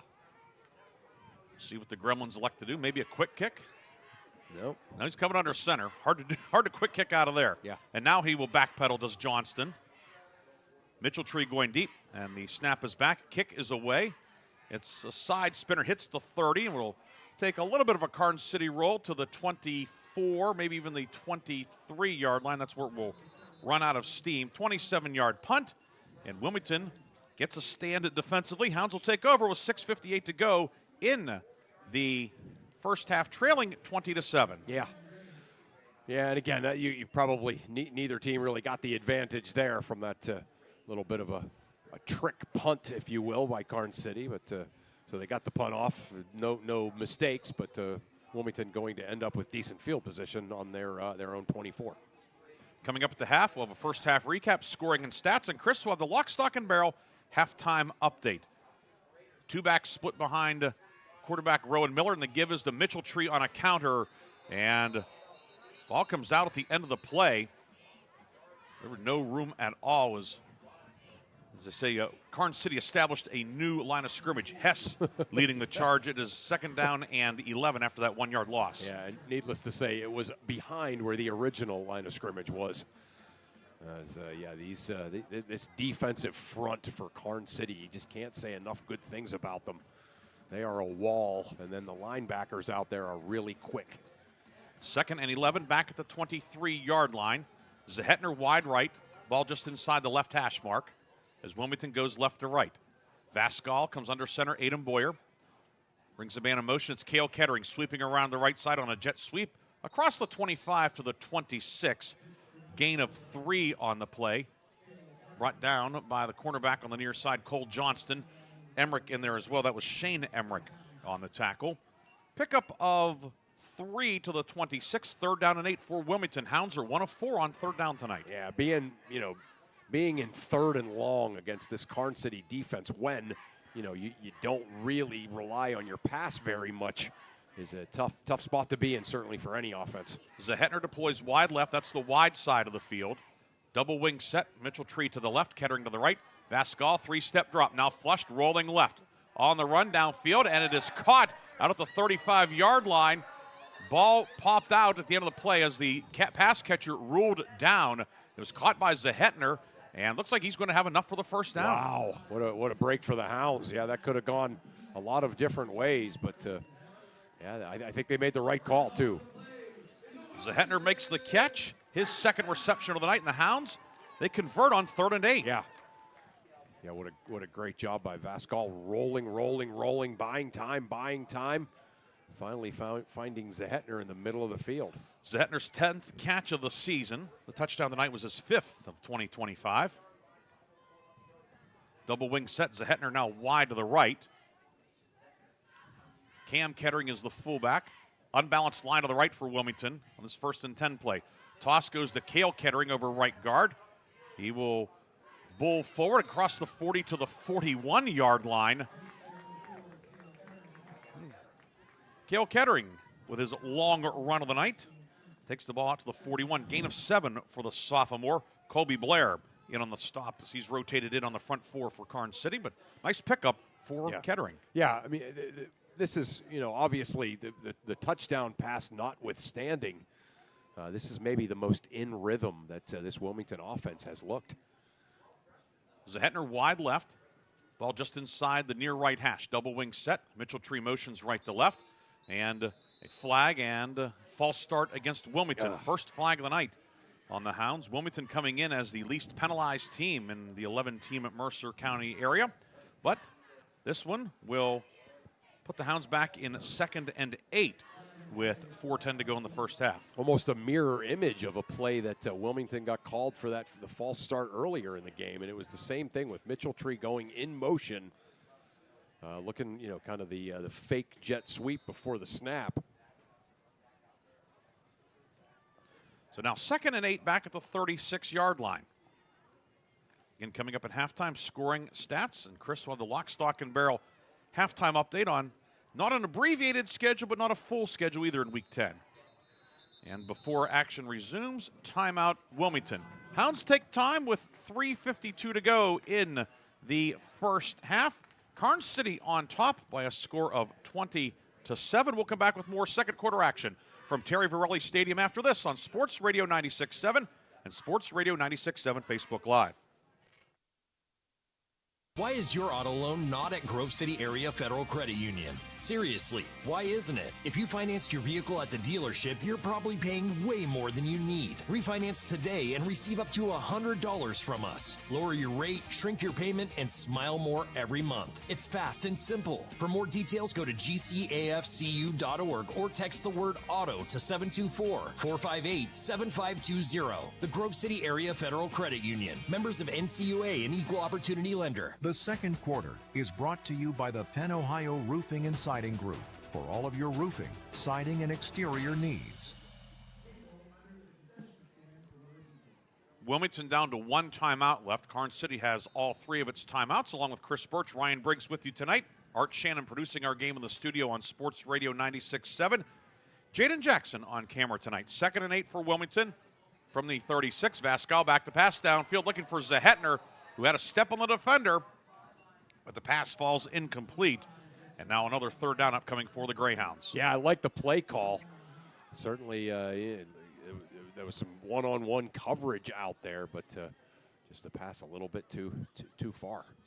So now 3rd and 8. Hounds converted on 3rd and 9 earlier on the drive. Went to Zehetner. Lorenz back in as a tight end for the Hounds. He'll be tight to the left. Zehetner wide right. Mitchell Trees a wing to the right. Cale Kettering wing left. The fullback Cam Kettering behind quarterback Wesley Vascal. 4-man front. Here comes the blitz. It's a reverse. Back to the split end. Zehetner trying to get upfield. He's going to be chopped down on the far side as Siegel, the outside linebacker, came down, and Zehetner looked like he had some running room. And Siegel brings him down. A nice open field tackle. Really nice open field tackle, right? If he would have been able to kind of slither through there, he probably would have been able to pick up at least another 3, 5, 7 yards maybe even. But Siegel just chopped him down. So now Wilmington has the punt team come on. As the clock approaches the 3-minute mark here in this first half. Karns City with all 3 of its timeouts as well. Play clock at 15. Vascal's first punt of the night, a 27-yarder.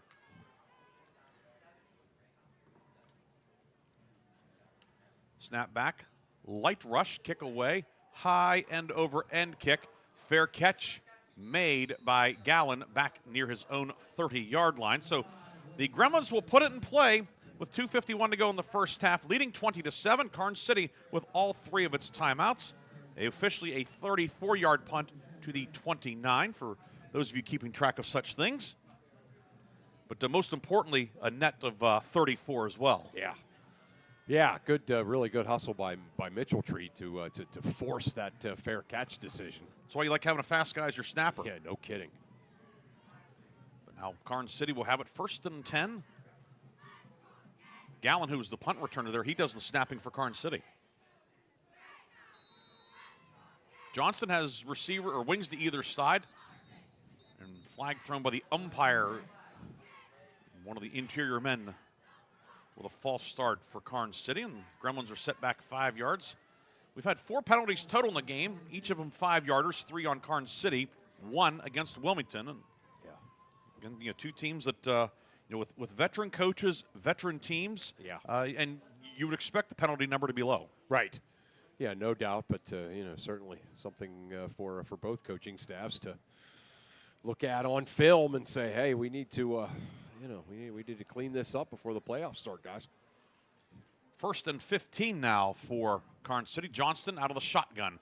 Goes right side. It's caught by Geibel at tight end, and he runs over the cornerback Vascal on the first. That was Ryder Turvo on the far side, who was on the receiving end of a forearm. And Geibel, the backup tight end, 6'4", 225, his 3rd catch of the year. How would you like to have that guy be a guy that rotates in? Yeah, not bad. Not bad, right? That's college-sized tight end, maybe a few more pounds, but yeah, I mean that's something. And he's only a sophomore. Yeah, that's why he rotates in probably. 3 receivers to the left. Johnston back to pass. Johnston has time. Johnston looking downfield, and it is caught by Hamilton at midfield, and he is in to Wilmington territory, brought down at the 48-yard line. Pickup of 23 for Wiley Hamilton, as Johnston's now 3 for 3. Yeah.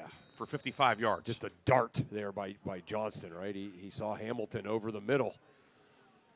And great pass, great connection there. 1st and 10 at the 49. Johnston goes right side, and this one is caught along the far sideline. Making the catch is Keegan Schreckengost, the other tight end, his 6th catch of the season. And he gets out of bounds at the 43, a pickup of 6. Yeah, I mean, if you don't pressure Cole Johnston when Karns City goes into their passing package here late in the half, he's just going to kind of stand there, and it's like playing a video game for him. 3 receivers to the left. There's a back to the left, and flag thrown by the umpire, and it looks like Karns City's going to be flagged again for a false start. Yeah, you notice a lot of these false starts, Briggsy, is when they bring a guy in motion right along the line of scrimmage, almost like where the jet sweep guy would go. And that's gotten both teams, Wilmington twice and now Karns City. See, Karns City offensive coordinator Zach Keppel out there, I think, wanting an explanation and talking to headlines woman Leanne Williams on the far side. They're both Grove City College graduates, by the way. Yeah. I remember both of them playing at Karns City. Both he and his sister, great athletes for the Eastern Butler County School. And Leanne Williams was a softball player at Grove City, a couple of years ahead of Coach Keppel. Yeah, just a couple. 2nd and 9 at the 48. Johnston back to pass. Johnston rolling right. The flag down. Johnston, and it's going to be out of bounds and flag behind the play, and I think they're going to get one of the linemen on the right side for a hold. Yeah, it was pretty much a takedown. The penalty will take the ball back onto the Karns City side of midfield. It will be 2nd down and 19 back at the 42-yard line with 1:40 to go in the half. Karns City still with all 3 timeouts. Yeah. There's not too many crowds, like fan bases, if you will, that are more savvy about the rules of football than Wilmington's, and that was an absolute chorus in the stands. It was also in the press box, which which kind of grinds my gears a bit, but that's another topic for another day. Yeah. 2nd and 19 at the 42-yard line. 3 receivers left. Johnston with a man to the right. That's Schreckengost. working near side and incomplete, looking for Gallen, who was out on the left flat. Zahetner with the coverage. And now 3rd down and 19 for Karns City. And now with a minute 36 to go in the half, Wilmington thinking, hey, get a punt and get the ball back with that one timeout. Yeah, no doubt. Good pressure that time by Kettering, Cam Kettering, able to get in there on Johnston, and he had to kind of throw it off of his back foot. That's what you want to do. Just get you don't have to sack him. You just have to get in there and force him to not throw the exact pass that he wants to, and that's why that pass was incomplete. Now 3rd and 19. Karns City 1 of 3 on 3rd down tonight. Gallen wide left, 3 receivers stacked to the right on the short side of the field. Johnston back to pass. Under pressure from Whiting. Johnston on the run, downfield, and it's caught and dislodged at the last minute as Hamilton had it, but then he got it from Kettering. Cale Kettering knocked it away. It is 4th down, and Karns City will have to punt away the football. Yeah, really good job there by the Hounds. Hammer holding them there. And Wilmington's going to get the football at least one more time here in this first half. Chance to do something. Enough time to do something. Freddie Zahetner, who averages 17 yards of return, is going to go back. He has a long this year of 44. Johnston, he had a quick kick earlier for 27 yards. More conventional punt set now for Karns City.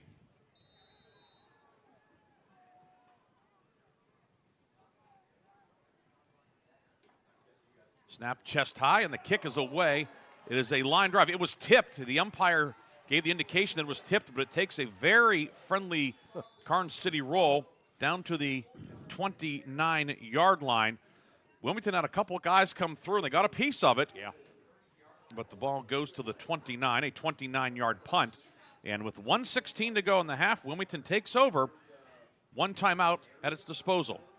Yeah, certainly a big break there for Karns City, right? I mean, Wilmington able to get their paws on it, but yeah, it basically was as effective as a punt that was not tipped. Change out the balls, and Wilmington now will go left to right. Again, one timeout for the Hounds. Also of note, a minute 16 left in the half. Ryder Turvo, this year, he has not attempted a field goal. In fact, he has not attempted a field goal in his career. 84 of 88 on extra points. Yeah. But he's not attempted a field goal. We'll see how things shake out here. As the referee taking a look at Chase Mitchell-Tree now. They're looking at his, not sure what they're doing there. It almost looks like they're giving him a standing 8 count. Yeah. Yeah, maybe something with the under gear of the uniform or something with his helmet. Well, he's staying in, so apparently he's okay. Some kind of, yeah. I've been checking. Maybe there's a little bit of, who knows? Yeah. Of course, a few weeks ago, Reynolds' Christian Mull. We'll hold that thought. 1st and 10. The handoff comes on a counter to the left side. Trying to bounce outside is Cale Kettering. Trying to get outside the numbers. He's in trouble. Jukes. And then Emmerich and Hamilton, along with the younger Emmerich, C.J. Emmerich and Shane Emmerich, both in on the stop.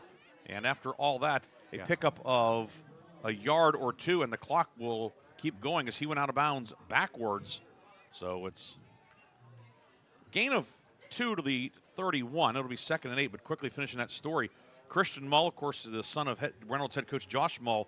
Apparently, something happened with his eye black. It was not on properly. Stopped the game. He had to come out and wipe it off. Right. And his dad spiked the towel down like Rob Gronkowski. 2nd and 8. The give is on a trap to Cam Kettering, the fullback, who get to the 33. And it's going to be 3rd and 6. Down to 20 seconds to go. Karns City has all 3 of its timeouts. The Gremlins electing to not use them here. Wilmington with a timeout. Hounds look like they will be content to go back to the locker room and regroup. Wilmington will have the ball to start the second half. They'll have the option to receive. Hounds hustle to the line of scrimmage, and that is the end of the first half here at Terry Varelli Stadium. Fun first half of football here between Karns City and Wilmington, or no? We are not at halftime, or are we? Do we have a timeout? Yeah.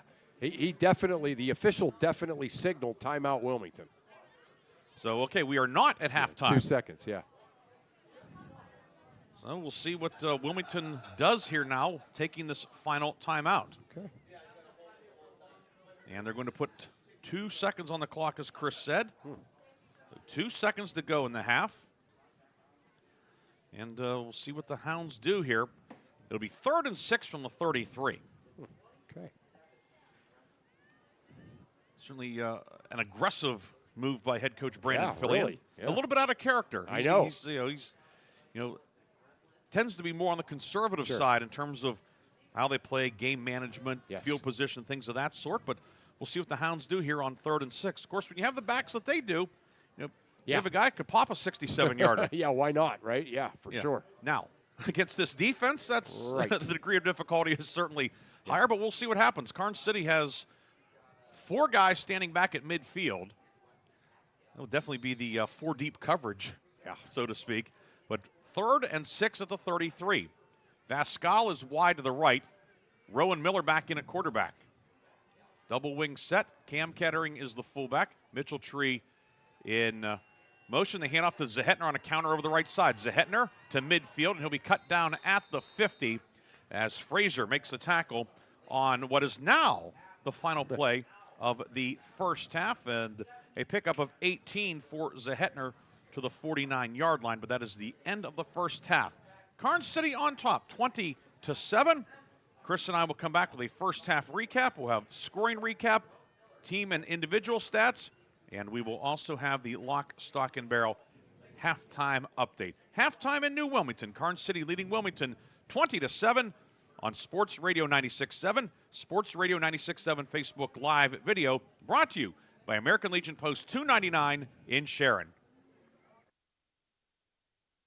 Sharon Regional Health System is celebrating a new chapter, proudly serving the healthcare needs of our community. We have a renewed dedication and unwavering commitment to deliver the highest standard of care that you've come to know and expect. This means reinvesting in our employees, our physicians, and the essential medical technologies needed to provide exceptional care to you and your family. Sharon Regional Health System, continuing the legacy of healthcare in our community. Learn more at SharonRegionalHealthSystem.org.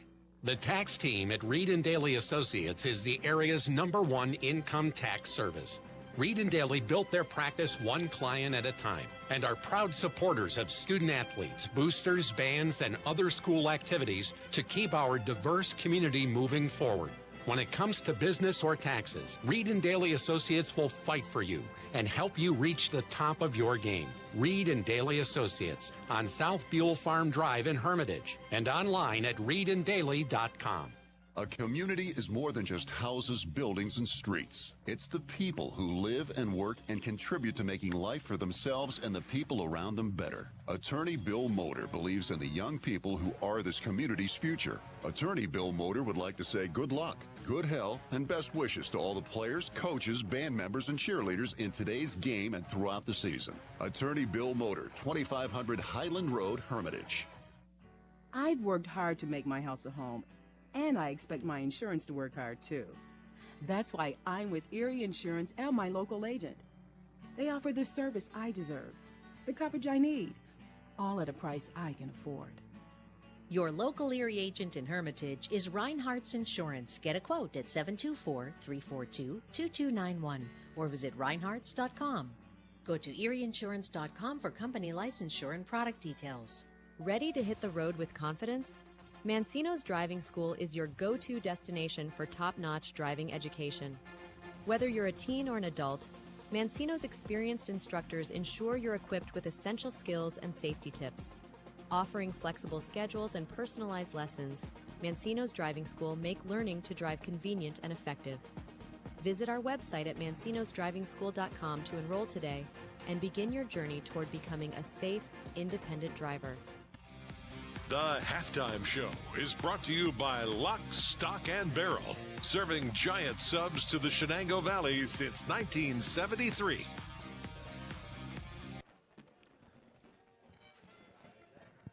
Welcome back to Wilmington High School's Terry Varelli Stadium, along with Chris Burtch, Ryan Briggs with you tonight.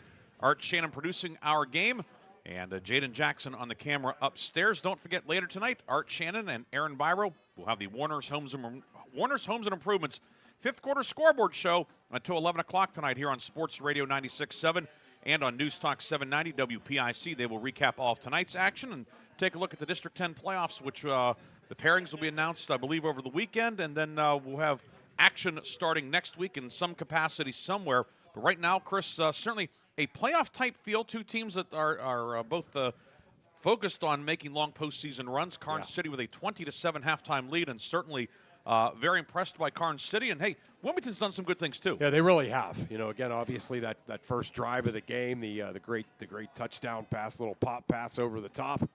And then defensively, they have answered Karns City's, kind of call to physicality. But now down 2 scores, obviously the way that Wilmington likes to play, they're not really designed necessarily to come back from big deficits. So if they're going to make a move, it's got to be kind of early on here in that third quarter. They do have the option to have the ball to start the second half. So that's obviously a pretty big deal. 20-7 is our halftime score. How did we get there? Well, the scoring summary.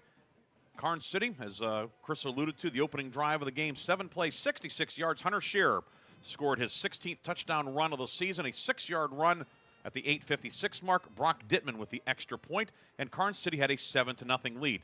Wilmington did not wait long to tie it up, however. 6 plays, 44 yards on the drive. It used 3:14. Freddie Zahetner, his 5th touchdown catch of the year on the receiving end of a 33-yard strike from Wesley Vascal. Ryder Turvo with the extra point to make it 7-7. But a quick answer by Karns City after Wilmington had recovered an inadvertent onside kick. The Greyhounds fumble, however. Karns City recovers 5 plays later. Cole Johnston caps the 75-yard touchdown drive, scoring from 15 yards out. Dittman's PAT made it 14-7 with 2:36 to go in the first quarter.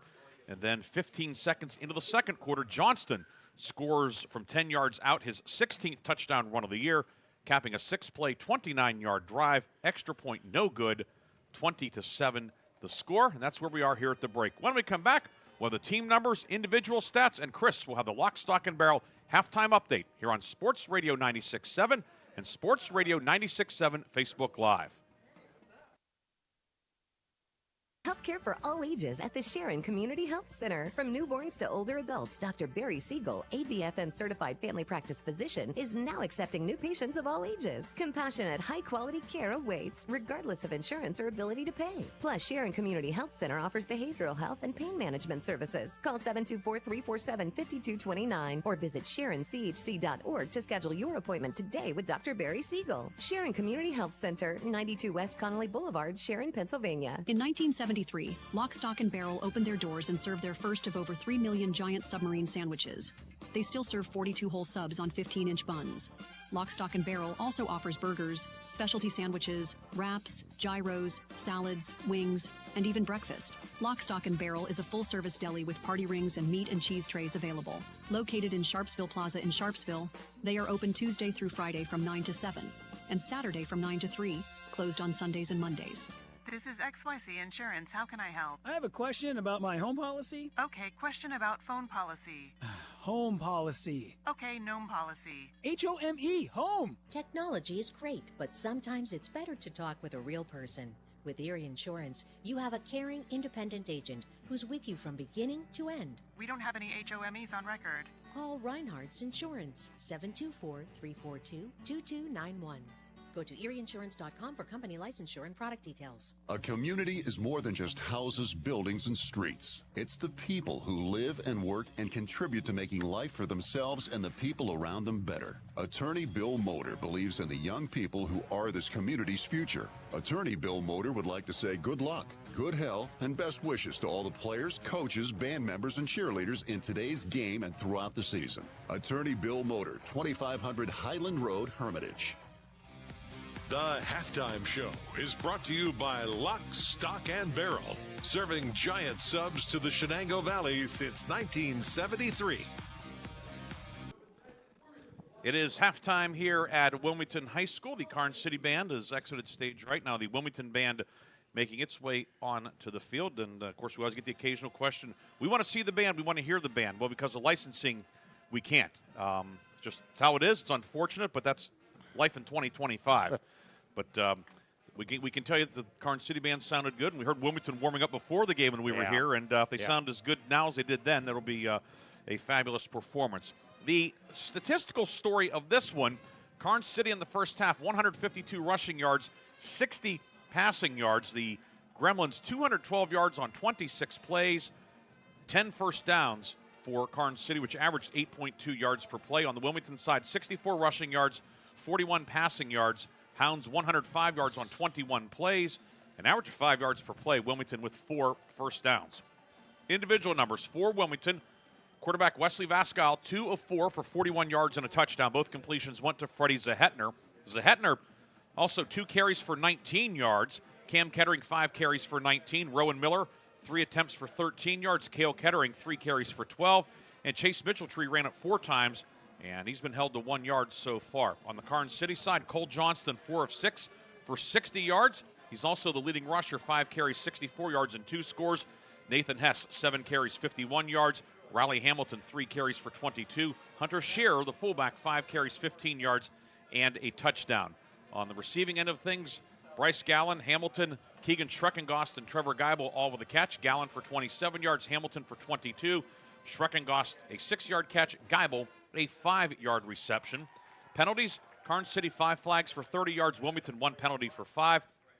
Time of possession, Karns City with an edge of exactly 12 seconds, 12:06 to 11:54. Wilmington 3 of 7 on third down. Karns City 1 of 4. 2 turnovers in the game, both by Wilmington. 2 lost fumbles. The Hounds, through the first 9 games of the season, 2 turnovers. Karns City forcing 2. That certainly is a factor in tonight's game with how that has shaken out. 20-7 is our halftime score as Karns City turned both of those takeaways into touchdowns. Yeah, I was just going to say that. That's the key factor, right? And how often do you see that, Ryan? When you play a great team, you say this as a coach, you say this to your team.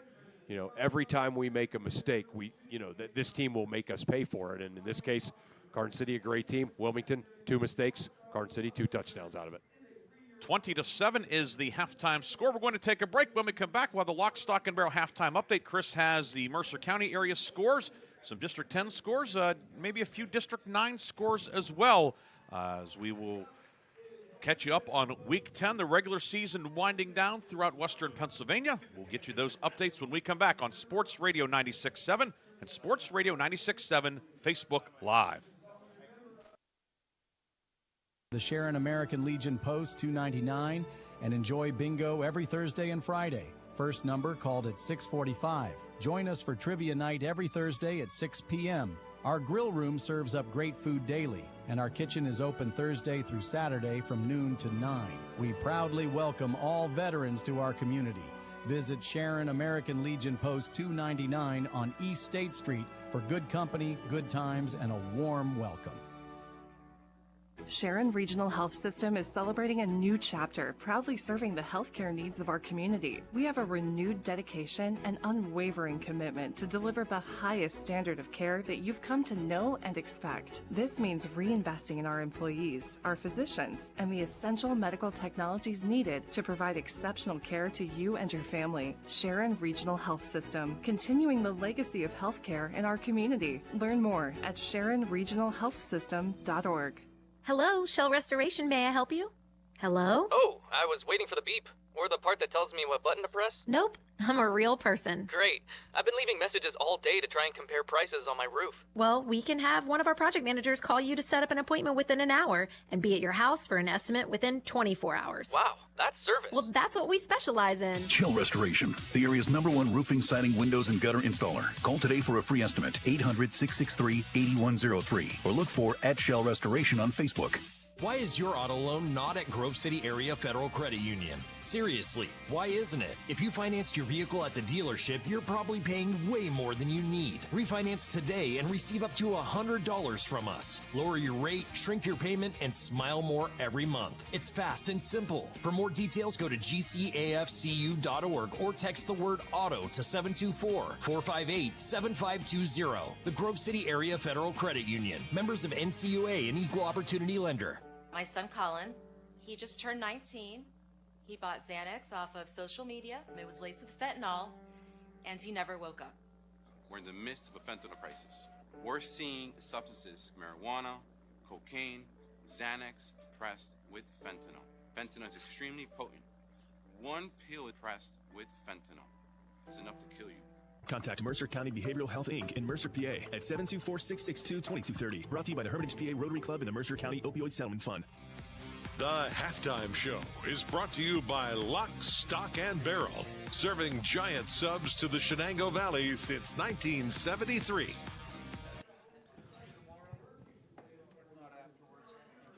Back here at Terry Varelli Stadium, I had a chance to chat with photographer par excellence, Doug Nashtok here. He's shooting tonight, and a lot going on here. 20-7, Karns City with the lead, along with Chris Burtch. Ryan Briggs with you tonight at Wilmington High School.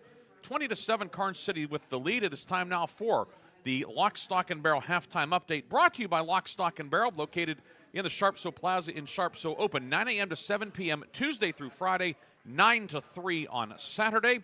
And Chris, they have a full menu. You have a full menu of games tonight. I sure do. Yeah, lots of good games going on here in Week 10. Just a lot of teams wanting to play that. There's so many byes now in the first round of the playoffs, so a lot of teams are scheduling good non-region games in Week 10. Last night, Union AC Valley, a really good District 9 team, they beat Reynolds 22-14. So 9-1 season for Union AC Valley. They're going to be a handful in the 1A tournament, certainly. Yeah, they and Port Allegheny, who is the only team that beat the Union AC Valley. That game was up at Port Allegheny, which you go up there, you pack a lunch. But they seem to be on a collision course for another rematch. Although Red Bank Valley's certainly lurking as well in 1A. You can never count out Coach Gold's team. But Reynolds looking to regroup in the 1A playoffs now. If there's a good chance that they may only take 4 teams in 1A in District 10, which would mean an open date for everybody next week. I think Reynolds could maybe use a week to catch its breath. Yeah, no question, right? They've had a tough end of the season. It wasn't so much how they played, it was who they played. Yes. Yeah, so, certainly kind of regroup, get things going again. They have a nice team and head into the playoffs, certainly. The Farrell Steelers are absolutely putting it to Cathedral Prep at Farrell. They're up 38-7, and I got to say quickly that former player of mine, Mark Matson, the Alderdice coach, is rooting hard for Farrell. If Farrell wins, his Alderdice team is into the 5A state tournament. Very convoluted point system for those 5A teams, so he needs Farrell to win, and things are going well for Farrell and for Coach Matson right now. So it would be Alderdice, DuBois, Hollidaysburg.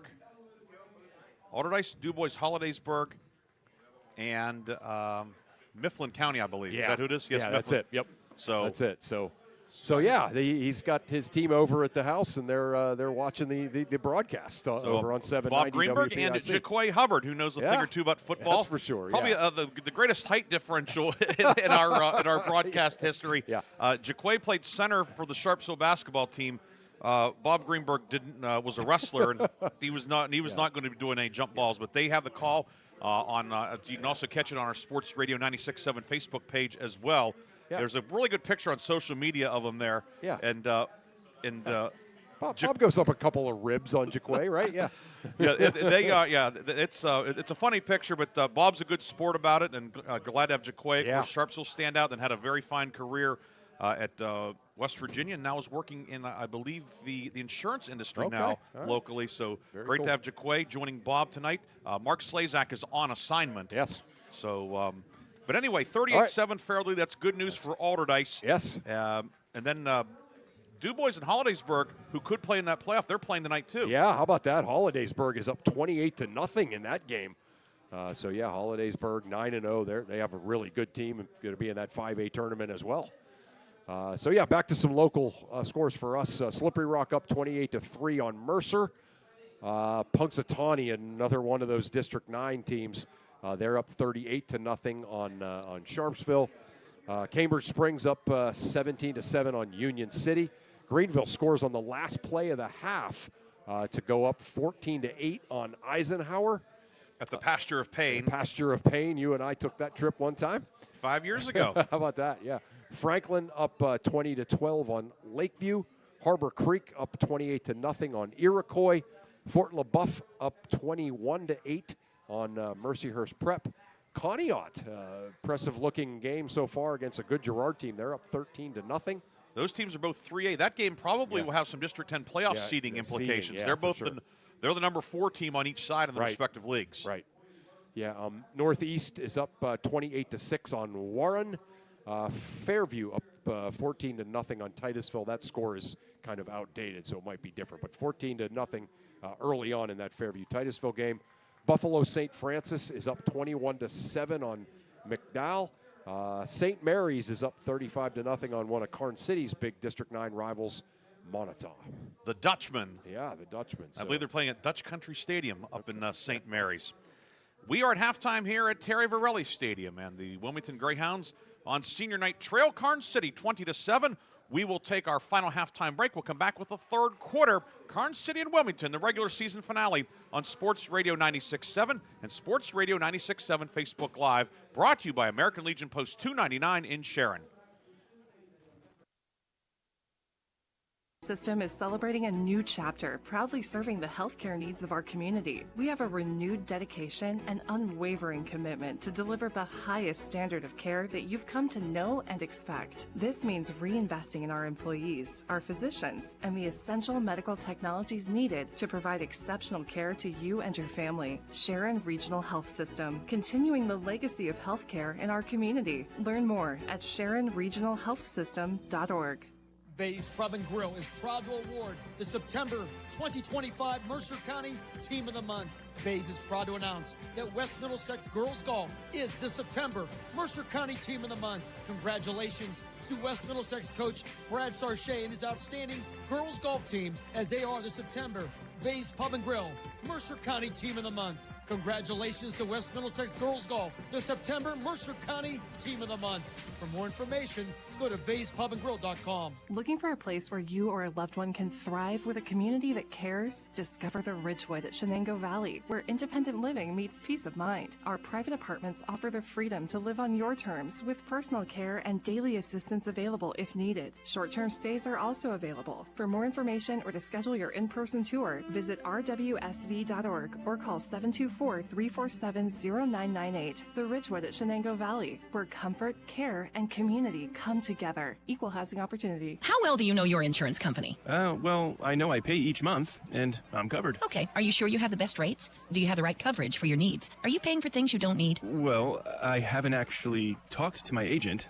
I just assumed... Talk to a real person. Talk to someone local and see the difference. Mailer Insurance is local. Mailer Insurance lives where you do, and will give you the coverage you need and nothing you don't at a fair price. And they are always here to talk. Mailer Insurance in Sharpsville or at MailerInsurance.com, a Reinhardt's Agency Incorporated affiliate. The third quarter is brought to you by Warner's Homes and Improvements, making dreams come true since 1958. Don't forget, after the game, we will have the Reinhardt's and Shorts Player of the Game and the Lock, Stock, and Barrel Play of the Game. That's coming up in our post-game tonight. As halftime festivities have wound down, the teams are back on the field getting loose with their warm-ups and calisthenics and so forth, along with Chris Burtch. Ryan Briggs with you tonight. Art Shannon back in the studio, and Art advised me that Jaquay Hubbard's going to be joining them in the studio. So actually somebody that can look the people's champ, Art Shannon, eye for eye in there. Those are two big dudes there. Big dudes, yeah. But it'll be great to have Jaquay in there as well. Of course, Art and Aaron Byer were doing a great job of managing everything all year throughout the regular season, during the games, and then afterwards as well. Also, I want to say hello to our colleague Darren Steele, who is nice. Of course he's dealing with some medical stuff, but I know he's been tuning in and keeping up to date on everything as well. So we just want to say hello to Darren, let him know we're thinking of him, and haven't made a joke about his the time when he's inadvertently called Darren Stock by Hugh Ringer on the Monday Night Show, Pick Sports Live. We've gotten about about 6 years worth of humor out of that now, but just want to let know there that his stock is always up as far as we're concerned. That's for sure. Chris, for Karns City and Wilmington here, what does Wilmington have to do to get its stock up, so to speak, here against this outstanding Karns City team? I mean, like you said, it's certainly for a team that's had as much success as Wilmington, it probably seems like, wow, we really didn't play well. But they did a lot of good things. I mean, in other words, they were able to get off the field a couple of times. They put together, obviously, that touchdown drive. I just think they're going to have to get Karns City off the field offensively a couple of more times and obviously put together a drive or two to really get back into this game for real, so to speak. Karns City scored on its first 3 possessions. The last 2 ended in punts. But the flip side of that, though, is that Karns City was punting from near midfield.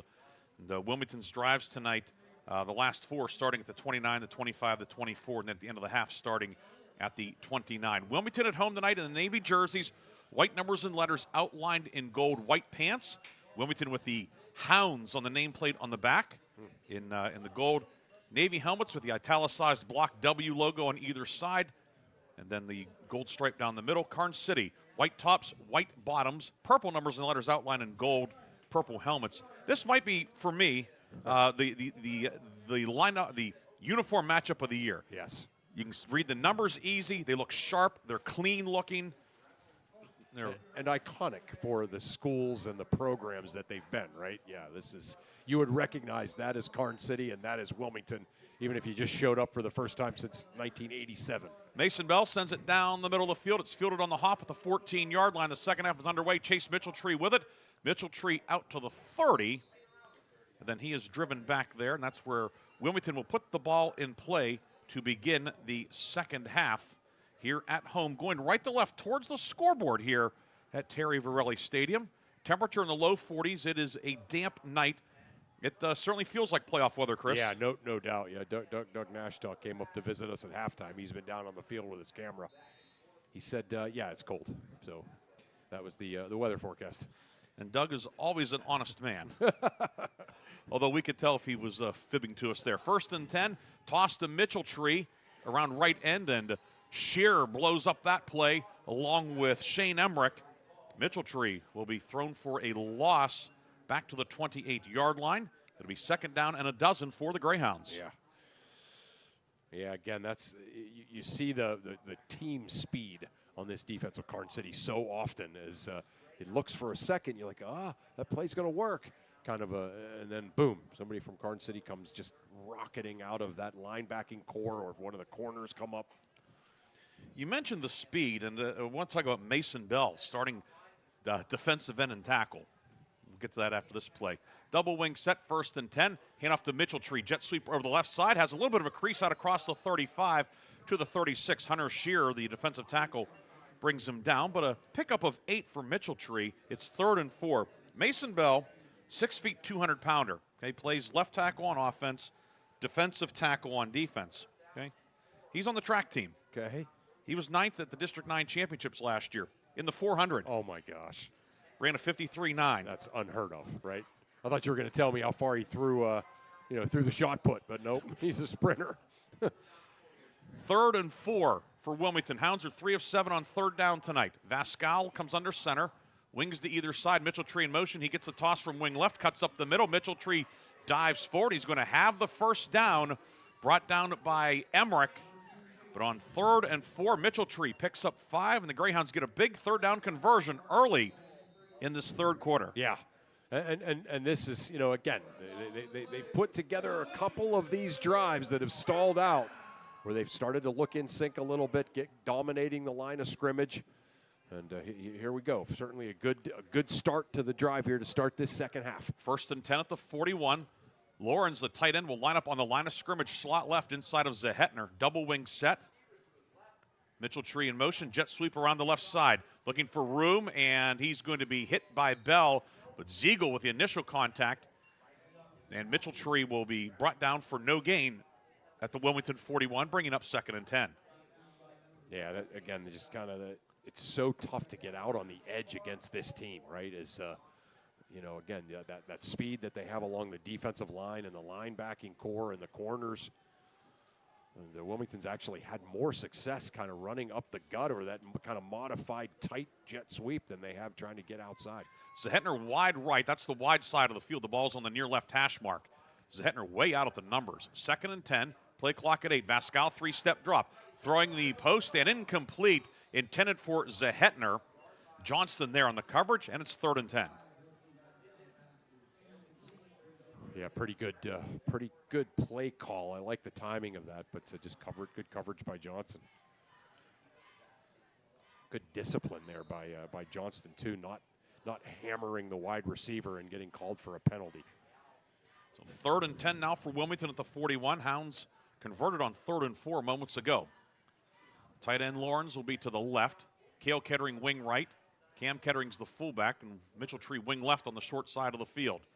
Kettering in motion. Vascal rolling right. Vascal downfield, and a diving catch made along the far side by Zehetner just beyond the first down marker. And was there an indication that he catch it? I don't think he did. I think it was incomplete. Yeah, I think he dove and the ball hit the ground first. You can see. And we were waiting for a signal. We did not get it, but it is an incomplete pass. Yeah. I actually, the official on the far side did indicate incomplete, but she was kind of facing sideways. So now 4th and 10, and Vascal to punt. Will be his 3rd kick of the night. And Gallen back at this 25-yard line for Karns City. Mitchell Tree to snap. Snap was good. And the kick nearly blocked by Emmerich. End-over-end kick hits the 30 and tight ropes the sideline. Not sure how Emmerich didn't block that. I know. There's been a couple of times in my life as a driver where I have seen a deer right in front of me, and I thought for sure that I was going to hit it, and then somehow I didn't hit it. That's kind of what that looked like. How did that ball go through his body? Emmerich came through. C.J. Emmerich, the linebacker and center, key special teamer as well, goes out of bounds. It's a 34-yard punt. Karns City will take over at its own 25, moving left to right on the near right hash mark. Gallen will go wide left, double wing set. Schreckengoss tight to the right. Johnston will give it on the option to the fullback, the first man on the triple option. That's Shearer, and he will lower the shoulder and get 3. Danny Leonard on the stop, along with a couple of buddies in there, including Andrew Rowley. Miller. Yeah, Colin Rowley was the guy really that blew that up too, the D tackle there for Wilmington. Shearer gets 3 out to the 28, and it will be 2nd down and 7 for Karns City. Shearer, 6 carries, 18 yards tonight. Geibel will now check into the game, and it's going to be Hamilton checking out, so both tight ends in there for offensive coordinator Zach Keppel. Schreckengoss will deploy wide left. Geibel tight to the right this time. Johnston brings the man in motion, and it's going to be a scissors play. Hand back to Gallen over the left side. He's to the 35 and then driven back. And he's going to have enough for the first down, however. Picks up 7 on his first carry of the night. We talked about his versatility, and there we see him running the ball. He's returned kicks, long snapped, caught passes, and now runs for 7 yards and a first down. Yeah, nice. That was a really nice play. Good misdirection created there, as a lot of the Wilmington defenders were hard charging at that first handoff. 9th carry of the season for the junior. Now 80 yards. Johnston in the shotgun, 2 receivers left, and he's going to run over left tackle. The hole closes quickly for Cole Johnston. Out to the 38-yard line. Bringing up 2nd down and 7. As Raleigh was in there again to lead the Wilmington defensive effort. He's played well tonight. He just kind of noticed him a few times, really clogging things up. 6'3", 250-pound senior on senior night here. Wilmington's gone to a 4-4 defensively with Andrew Miller in as another linebacker. Yeah. Maybe keeps them from getting exposed by misdirection. Johnston on the option will keep it over the right side. Johnston out into the open. He's at midfield. Johnston cuts back to his left, gets a block from Ziegel, and then ends up tripping down at the 35-yard line. Cole Johnston on the option keeper takes it to the Wilmington 33-yard line. A pickup of 29 yards. Long play of the night for the Gremlins, and it'll be 1st and 10 with 6:50 to go in the 3rd quarter. Yeah, Johnston did that to himself as he was trying to like hip check his receiver into that block and in the process tripped after that big long gain. That's about the only thing he hasn't done right tonight. I know, right. 1st and 10 at the 33. Ball in the near right hash mark. Double wing set. Hess in motion. He gets the toss. Hess looking for room. Busts out of a tackle to the 30. A flag comes in behind the play. Hess finally driven out of bounds near the Wilmington 25-yard line, but perhaps it's coming back. Yeah. The referee threw the flag. That's John Jarocki. To hold. And it is holding on Karns City. So it's going to wipe out about an 8-yard gain for Hess. It's going to be 1st and long upcoming for the Gremlins. 6th flag of the night for 40 yards against the team in purple and gold. Yeah, I mean, I tell you what, though, compared to certainly a lot of the games that we've watched, it's not like this has been a completely, penalty-free game, but it's almost like you kind of forget that the referees are there in this game, because the play has just been so sharp. Gain of 3, and then the 10-yard penalty, so gives us a 1st and 17 at the 40-yard line. Johnston alone in the shotgun, and we have a whistle before play begins. Now we're ready. Play clock resets to 25. 3 receivers to the left. Shearer's a wing to the right next to the tight end Schreckengost. Johnston fakes the handoff. He will go around the right side. Johnston, the 35, drilled by Turvo. Or Turvo was drilled by him. And Johnston is down on the near side. That was a big hit right in front of the Wilmington bench. Yeah. Johnston hit Turvo, but obviously Johnston got the worst of that. So with 6:19 to go in the 3rd quarter, we're going to take a quick break as they tend to Cole Johnston on the near side. Karns City will have 2nd down when we come back. 20-7, Gremlins lead Wilmington on Sports Radio 96.7 and Sports Radio 96.7 Facebook Live. May I help you? Hello? Oh, I was waiting for the beep. Or the part that tells me what button to press. Nope, I'm a real person. Great. I've been leaving messages all day to try and compare prices on my roof. Well, we can have one of our project managers call you to set up an appointment within an hour and be at your house for an estimate within 24 hours. Wow, that's service. Well, that's what we specialize in. Chill Restoration, the area's #1 roofing, siding, windows, and gutter installer. Call today for a free estimate, 800-663-8103, or look for @Shell Restoration on Facebook. Your hip, your knee, your shoulder, whatever has been holding you back, UPMC Orthopedic Care is where you'll find experts to help you get back to a better quality of life. UPMC is pioneering minimally invasive surgeries, and we offer personalized treatment plans and same-day surgery to get you home and moving sooner. It's your ankle, your elbow, your hand, and it's your move. Visit upmc.com/ortho to learn how UPMC can help. The 3rd quarter is brought to you by Warner's Homes and Improvements, making dreams come true since 1958. And welcome back to Wilmington High School. Ryan Briggs and Chris Burtch here. Cole Johnston on the near side, now in a seated position. The Karns City quarterback was going to the right in a collision with cornerback Ryder Turvo on the near side. And Johnston, he is sitting up, and they're talking to him, which is a good sign. That's but that was a really good sign. But yeah. it was a. And sometimes it's a word that gets thrown around, but it was a violent collision. Violent collision, absolutely. Yeah, Turvo coming, as hard as he could, and Johnston, really kind of lower in the shoulder, and I guess wanting to make him earn the tackle. And it was a violent collision, but yeah, certainly good to see Cole Johnston sitting up. That's scary. A gain of 6 on the play, which is secondary, but it'll be 2nd and 11 for Karns City when we resume action. And you look at the Karns City roster, and there is no other quarterback listed on the roster. Wow. So we'll see who takes over. Yeah, maybe one of those other backs, right? One of the other. Yeah, we'll see who takes over. Johnston is wow. up. That's really good to see. He's going to jog off, which is good. Yeah, really good. That was scary. He's laying there like that right after the hit. I thought, oh no. You hopefully may just a case where he got the wind knocked out, and all his teammates are coming over and hugging him and stuff. Yeah. And it's probably the most energetic hugs he'll get. Like that's it's one thing you get a hug after a touchdown and everybody's excited, but yeah.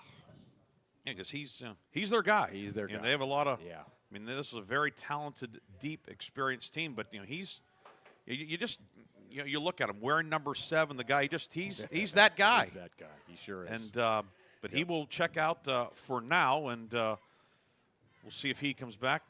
They're talking with Geibel on the far side, who of course is a backup tight end. Now, the way the huddle is positioned, I'm guessing Geibel might be the next guy up. Yeah.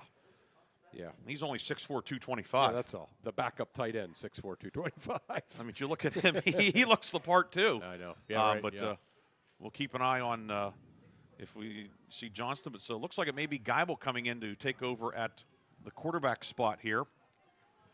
And indeed, it is him in the shotgun with Hess to his left. 2nd and 11 at the 34-yard line, and Geibel will sweep around the left side. Geibel to the 30. Geibel spun down at the 29-yard line as Chase Mitchelltree, the free safety, came over to get a hold of him. We'll give Geibel 4 to the 30. It will be 3rd and 7. Geibel has checked out, and here comes Cole Johnston back in. All right. Which is a good sign for everybody. Yeah. Wilmington probably, glad he's out there from a sportsmanship standpoint, but having to deal with him again in this, this 3rd and 7. Yeah. He'll have 3 receivers to the right. Tight end to the left. Ball in the far left hash. Johnston, back the pass. He's going to be hit and sacked back outside the 40-yard line as it was Cam Kettering able to drop him. Rowan Miller also in on the play.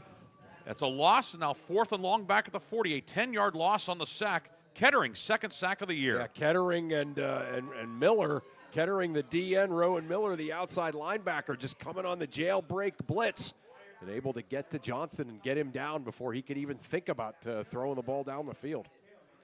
So Wilmington gets a stop defensively. Johnston to punt for the 3rd time tonight. Hounds got a piece of one earlier. Zehetner and Mitchelltree back at their own 7-yard line. Snap a little high, kick away, a wobbler. It's the 15, and Mitchelltree in traffic fields it at the 8. And he will get a couple of yards, but that's it. Gallen, the snapper, down there in coverage, along with Shane Emmerich, and a long field awaits Wilmington with 4:38 to go in the 3rd quarter. Hounds have it trailing 20-7. We had all the scoring in the first 12 minutes and 15 seconds of the game. Yeah. And again, it's had the kind of the appearance of that too. Both of the offenses have just kind of stalled a little bit. Both defenses look really good. The kind of the hitting and the aggressiveness and the assertiveness in this 3rd quarter so far have all been on the part of the defenses. So 1st and 10 back at the 9 for Wilmington. Man comes in motion, and Vascal will throw a throwback screen near side. And it's going to go for maybe a gain of 1 on the play.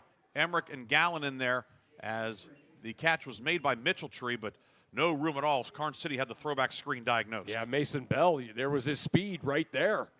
Able to basically catch, track down Chase Mitchelltree in the open field. How often do you see a defensive end be able to do that? No gain, 2nd and 10 back at the 9-yard line for Wilmington, moving right to left, coming out from its own goal line. Karns City has outgained Wilmington tonight 257 to 116. Zehetner will go wide to the right. Double wing set. Vascal comes under center. 3-step drop. On the skinny post, it's caught by Zehetner. Zehetner across the 20. He'll have the 1st down. Freddie Zehetner, 3rd catch of the night. Wilmington gets a 1st down and some breathing room. Yeah, Zehetner, what a great route that was. Great ball thrown by Vascal. And, certainly the passing game, not what Wilmington's offense is noted for, but some of the highlights of their night, really, so far have been pass plays. Zehetner's 3rd catch of the night for 55 yards. Vascal 4 of 8 for 55 yards. With 3:27 to go. Clock rolling, 3rd quarter. Wilmington coming out from its own goal line. That was the 6th first down of the night for the Hounds. Mitchelltree in motion right to left. He'll get the handoff on a jet sweep around the left side. Has a crease upfield to the 35. Dragging a man forward. Mitchelltree out across the 40 to the 41-yard line. Mitchelltree, the long run of the night for the Hounds. And back-to-back first downs for Wilmington. Pickup of 19. There we go. Little jet sweep action. Mitchell Tree able to turn to get to the outside and then cut it back in and pick up a really nice chunk of yardage and another first down for the Hounds. Mitchell Tree now 999 yards on the season. Wow. That was his 9th carry of the night, long run of the night for the Hounds. Zehetner had the 18-yarder on the final play of the first half. Zehetner wide right on the wide side of the field. Double wing set. Vascal brings Mitchell Tree in motion. He'll get the handoff, jet sweep around the right side. Cuts up field. He's to midfield, dodges a man. Mitchell Tree to the 45. Mitchell Tree past the 40, down to the 35 of Karns City. Chase Mitchell Tree goes over 1,000 yards for the season, and he takes the ball to the Karns City 36-yard line. A pickup of 22 for the junior Chase Mitchell Tree. That famous scene in the Forrest Gump movie when Forrest runs the touchdown back playing for Alabama, and it just looks like everyone else was standing in slow motion and Forrest is taking off down the field. That's what that looked like there. Mitchell Tree just blowing by everybody. Mitchell Tree now 10 carries, 53 yards tonight. Zehetner wide right. Lawrence, the tight end on the left. That's the wide side of the field. Double wing set. Cam Kettering, the fullback. Mitchell Tree in motion, then gives to Kettering over the left side. Kettering brought down by Shearer at about the 33-yard line. Second down and 7. Kettering, the sophomore fullback, played a lot last year as a rookie, and very fine sophomore year really here for him on both sides of the ball. Yep. Yeah, both obviously both brothers, have done great things in this Wilmington backfield and on the defensive side.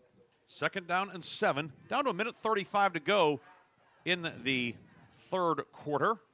Wilmington on the move. This is the 6th play of the drive, a drive that began back at the 9-yard line after the punt.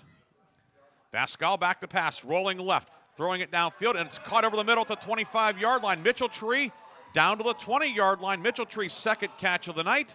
Pickup of a baker's dozen, first down Hounds, and they are in the McCandless Ford red zone. McCandless Ford, your one-stop shop in Mercer and Meadville. How good has Vascal looked rolling out, setting his feet and making passes? He was a righty rolling left and making that. Yeah, that was incredible. Yeah, obviously a great catch and then run after by Mitchell Tree, but Vascal really impressive here. Came into tonight 6 of 9 on the season. He's 5 of 9 tonight. Back to pass, his 10th attempt, downfield looking for Zehetner and cannot get there, incomplete. Tried to make the over-the-shoulder catch in the corner of the end zone, but it lands incomplete. It will be 2nd and 10 with 53 seconds to go in quarter number 3. Yeah, it was another nice-looking pass.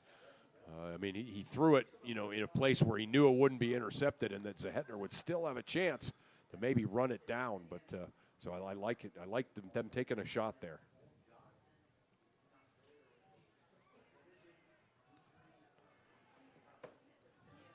Second down and 10 now at the 20. Kettering in motion. It's Cale Kettering. He'll get the handoff, jet sweep around the right side. Has a little bit of room to the 15 and is dropped at the 14-yard line. Cale Kettering gets about 6. It'll be 3rd down and 4 upcoming for the Hounds. It's funny. Cale Kettering, Cam Kettering, they're both, right around 5'11", 6 foot, 180 pounds. But it's Cale's like the outside guy, Cam's like the inside guy, even though they're just about basically the same size. Yeah, their style, their build, their names, everything's similar except their running style. Right, yeah, that's right, yeah. Cam's looking for contact. Cale's looking to outrun you. The Hounds are looking for 4 yards here, 3rd and 4. Mitchell Tree in motion, gets a toss, trying to get around the left side, and he's going to be hit by Shearer at the 11. He needed the 10. It's a pickup of 3, and on the final play of the third quarter, Wilmington comes up a yard short. It will be 4th and 1 when we come back. Wilmington on the move. Karns City still on top, 20-7. However, we'll take a break. Wilmington will have 4th and a yard when we come back. You're listening to high school football on Sports Radio 96.7 and watching on Sports Radio 96.7 Facebook Live, brought to you by American Legion Post 299 in Sharon. Team at Reed & Daly Associates is the area's #1 income tax service. Reed and Daly built their practice one client at a time and are proud supporters of student athletes, boosters, bands, and other school activities to keep our diverse community moving forward. When it comes to business or taxes, Reed and Daly Associates will fight for you and help you reach the top of your game. Reed and Daly Associates on South Buell Farm Drive in Hermitage and online at reedanddaly.com. Nobody plans to get hurt at work, and when I did, I had no idea what to do. So I called the Joanno Legal Group. The insurance companies have attorneys on call. You deserve to have one too. You deserve to know your rights, and you deserve to have answers to all your questions. Call the Joanno Legal Group toll-free at 888-347-1411. There's no fee unless we settle your case or have to fight to protect your benefits. Please visit us at joannolegalgroup.com or call us toll-free at 888-347-1411. Joanno Legal Group, when you deserve more. No fee unless we win or settle your case. The fourth quarter is brought to you by Shell Restoration, the area's #1 roofing, siding, windows, and gutter installer.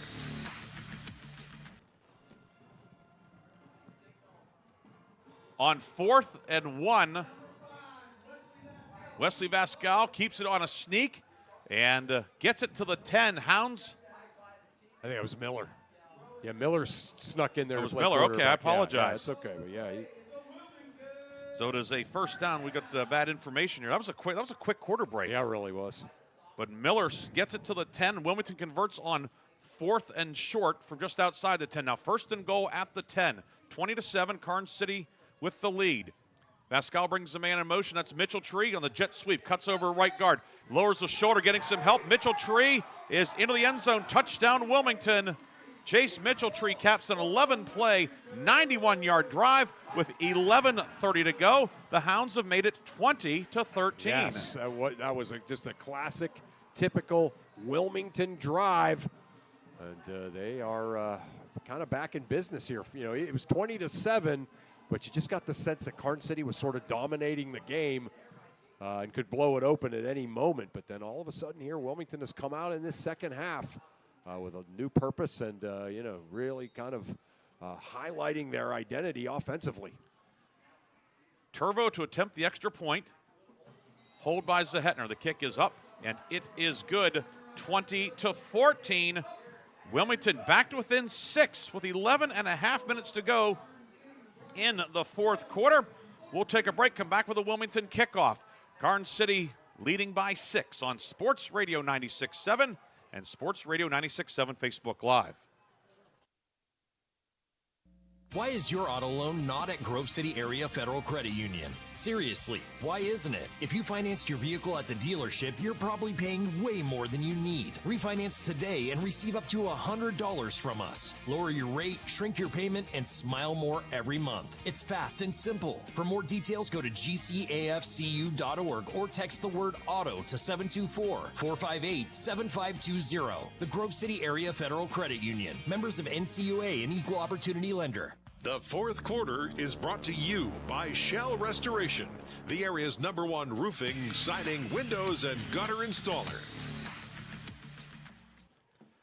11 plays, 91 yards. It used 5:08. Wilmington, the touchdown drive.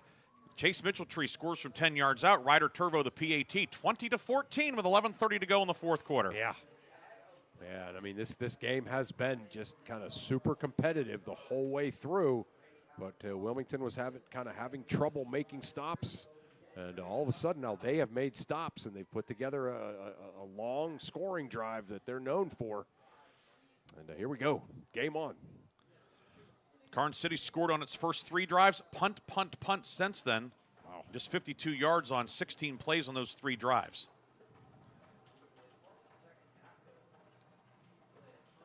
Turvo to kick off. Puts the foot into it. And we have a flag as Wilmington offsides. So second flag of the night on the Hounds. This kick will now come from the 35 as somebody got beyond the 40-yard line too soon. Yeah. But now the kick after the offside penalty for the 35, which means those returners, Gallon in the middle of those 3, along with Hamilton and Mung, they are out past the 20-yard line. Yeah. Yeah, as if they need an extra head start. Karns City still outgaining Wilmington, but that has been whittled to 257 to 207. Yeah. And Turvo to kick off, this time from the 35. It's the official who threw the flag, picks up the yellow marker, puts it back in his waistband, and we get ready for another kickoff from Turvo. Gallen back at his 15. The other two return men are at the 20 on the respective hash marks.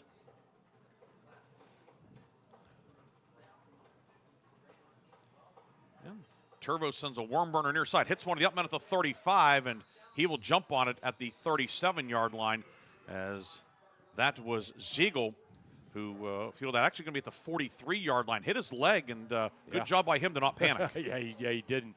He panicked, but he certainly acted with a lot of urgency. Not thinking about picking it up, none of that. He just dove on it right away. And excellent field position for Karns City. Right. Ball at the 43-yard line for Karns City, moving right to left. This fourth quarter, the backs will come out in a T behind quarterback Cole Johnston. Turn, toss to Hess. Nathan Hess over the left side has some running room. Spins out of a tackle. He's down to the 45-yard line. Zehetner brings him down, but Nathan Hess with a healthy gain on the first play of the drive to the 45-yard line. Pickup of 12 for the big senior Nathan Hess. Yeah, he just kind of looks, when he gets going downhill, he just kind of has that look like he's just bigger than everybody that he's running over, like Eddie George in college or something, like.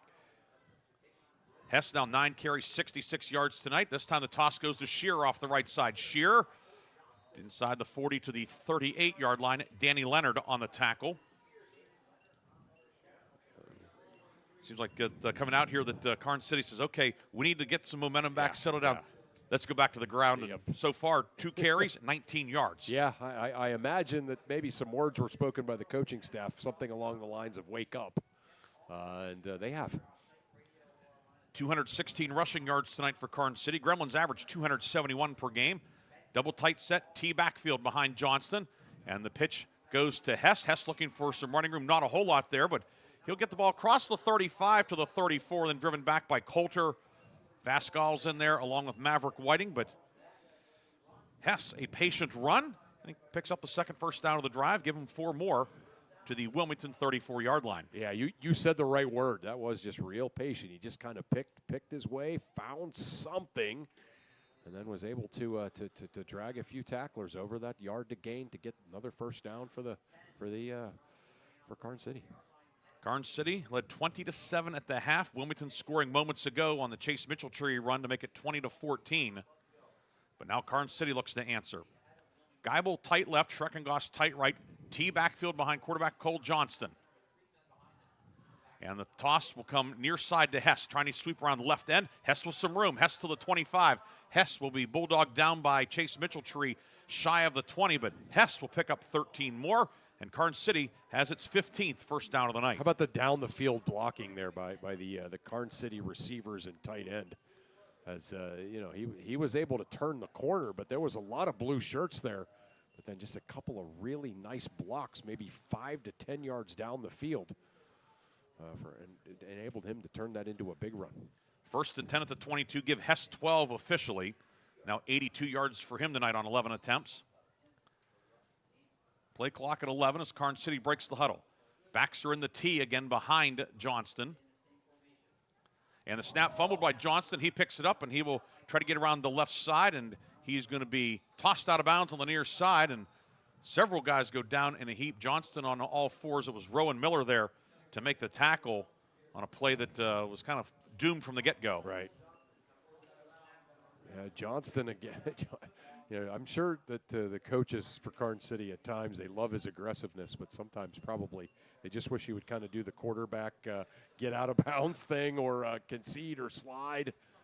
Because, that time he could have just kind of stepped out of bounds and saved a broken play, but tried to pick up some yards and took a big shot. 9:16 to go, fourth quarter. Turns out to be a loss of 1 on the play. Hess in motion. The give. No, Johnston fakes it. Now the pitch to Hess on the triple option. Hess far side, and a flag will be thrown for a horse collar as Maverick Whiting got him up high and tossed him down And then a flag in the middle of the field also.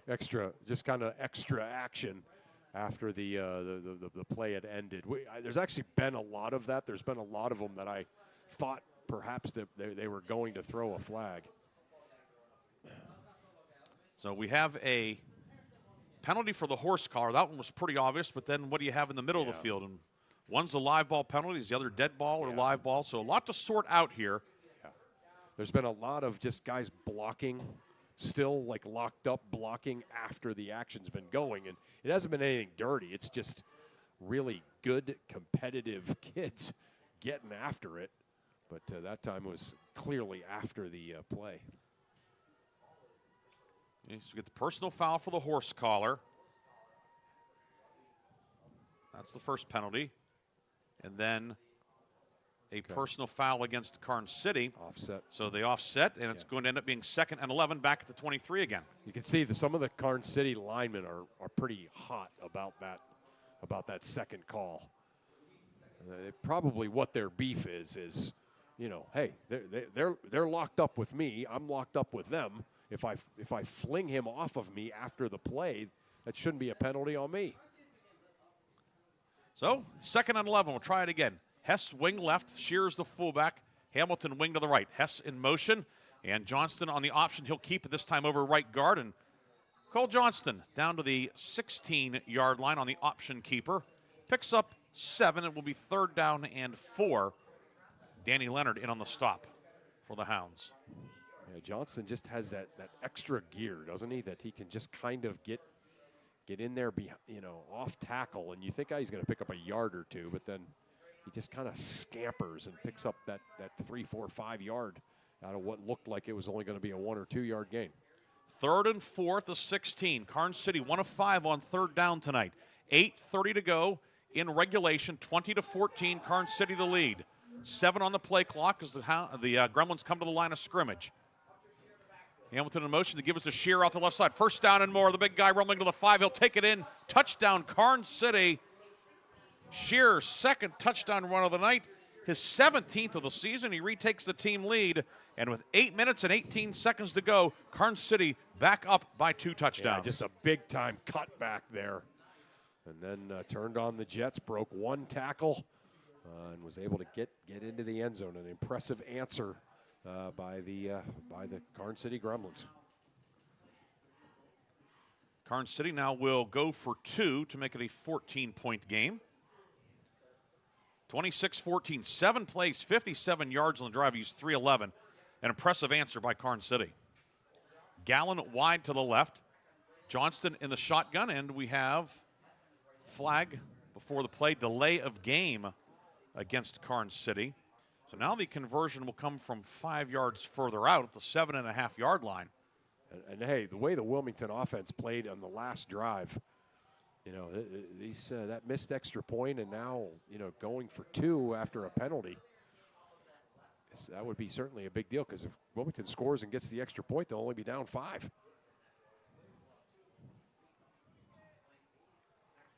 Karns City coaching staff out a couple yards on the field, being shepherded back by the officials on the far side.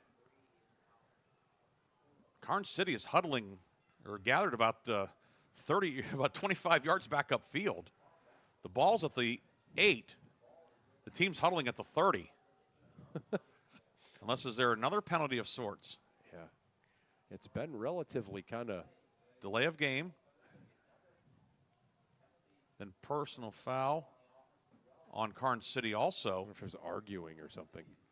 Well, if that were the case, a personal foul would not be the right call. Okay. It's hard to. And where's the ball going to be spotted? I mean, if there was unsportsmanlike or something, then that would be one thing. But the signal was for personal foul, and right. But there it's was hard no to have action. a personal foul when there's no action. There's no action, right? Yeah. So you don't know.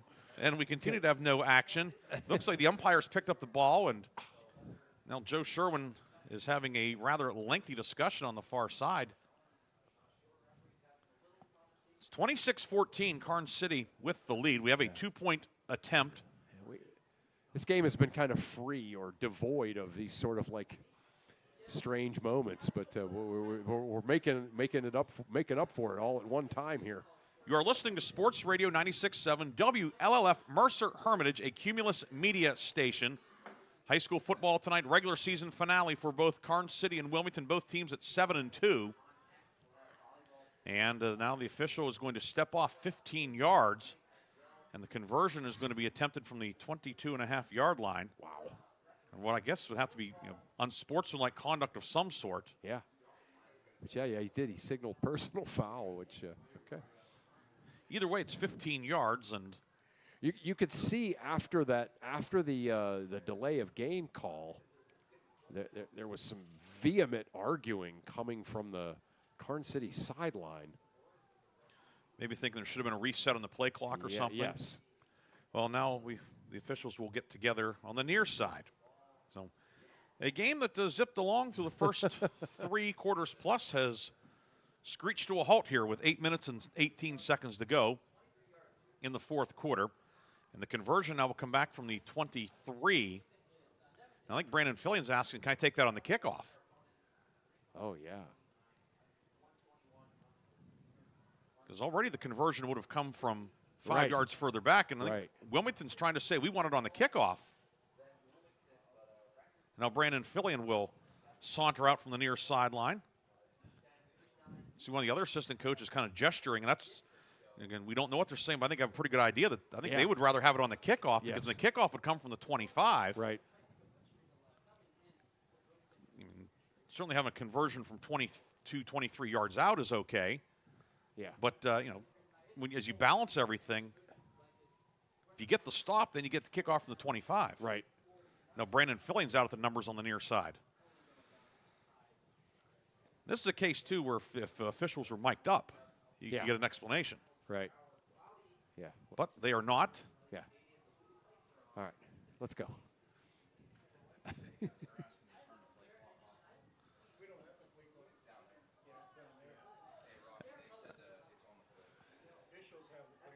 And now I guess one of the coaches said they want the play clock turned off, but they keep the play clock on the field with the remote. The officials, they're saying the officials are the ones keeping it down there, correct? Correct. Yeah, there's no console up here for that.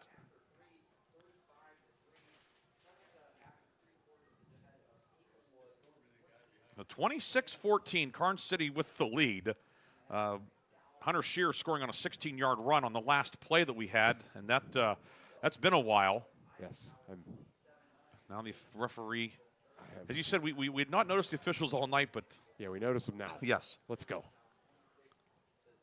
The ball resting back at the 22.5-yard line, and now we're going to have the conversion. So Karns City will try and get the 2-pointer from Bronx cheer. Yes. Johnston brings the man in motion. Hamilton, Johnston back to pass. 2-point attempt, rolling right, toss. It's a screen to Shearer. Shearer to the 15, to the 10, to the 5, and he's going to be brought down short of the goal line, and thus the conversion fails. However, Karns City back up 2 scores, 26-14 with 8 minutes and 18 seconds to go in the fourth quarter. We will come back with the Karns City kickoff. You're listening to high school football on Sports Radio 96.7 and Sports Radio 96.7 Facebook Live.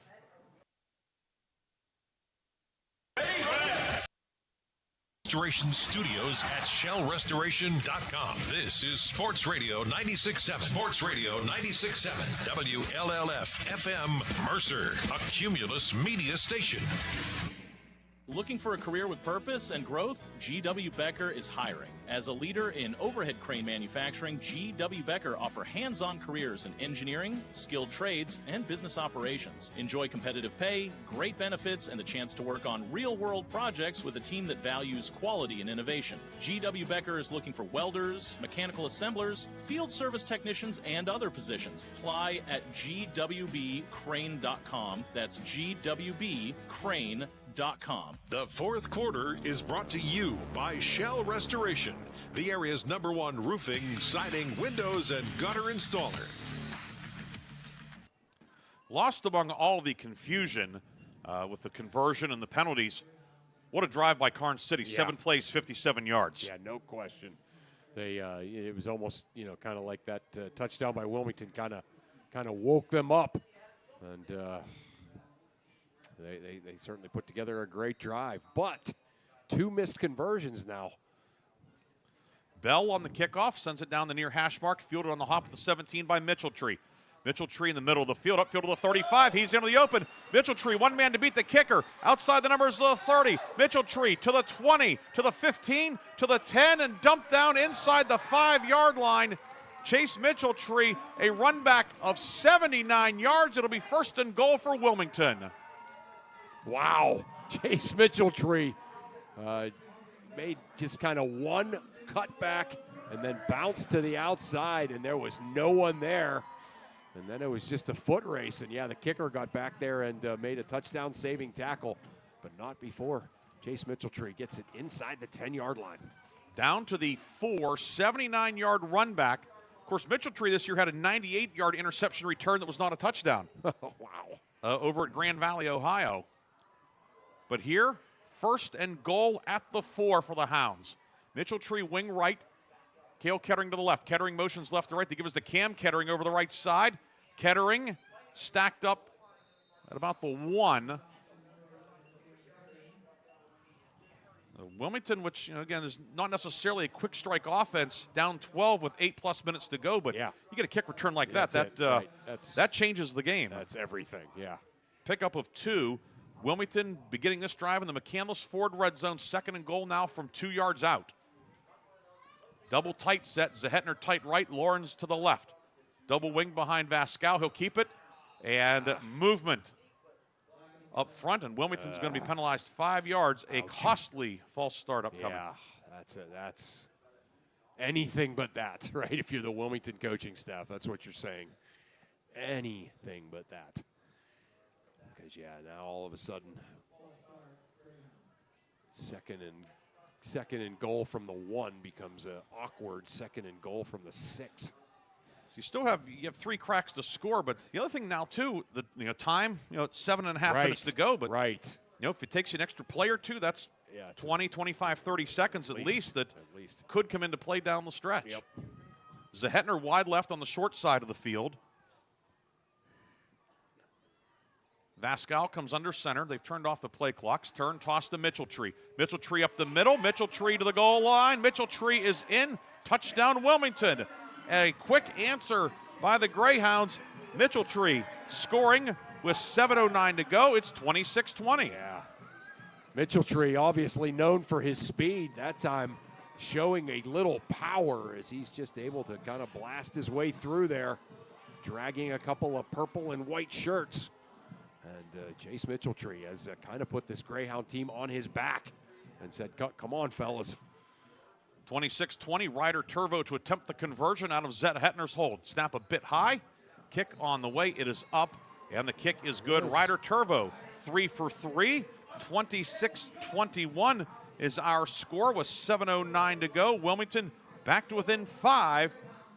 We'll come back after this quick timeout with the Wilmington kickoff on Sports Radio 96.7 and Sports Radio 96.7 Facebook Live.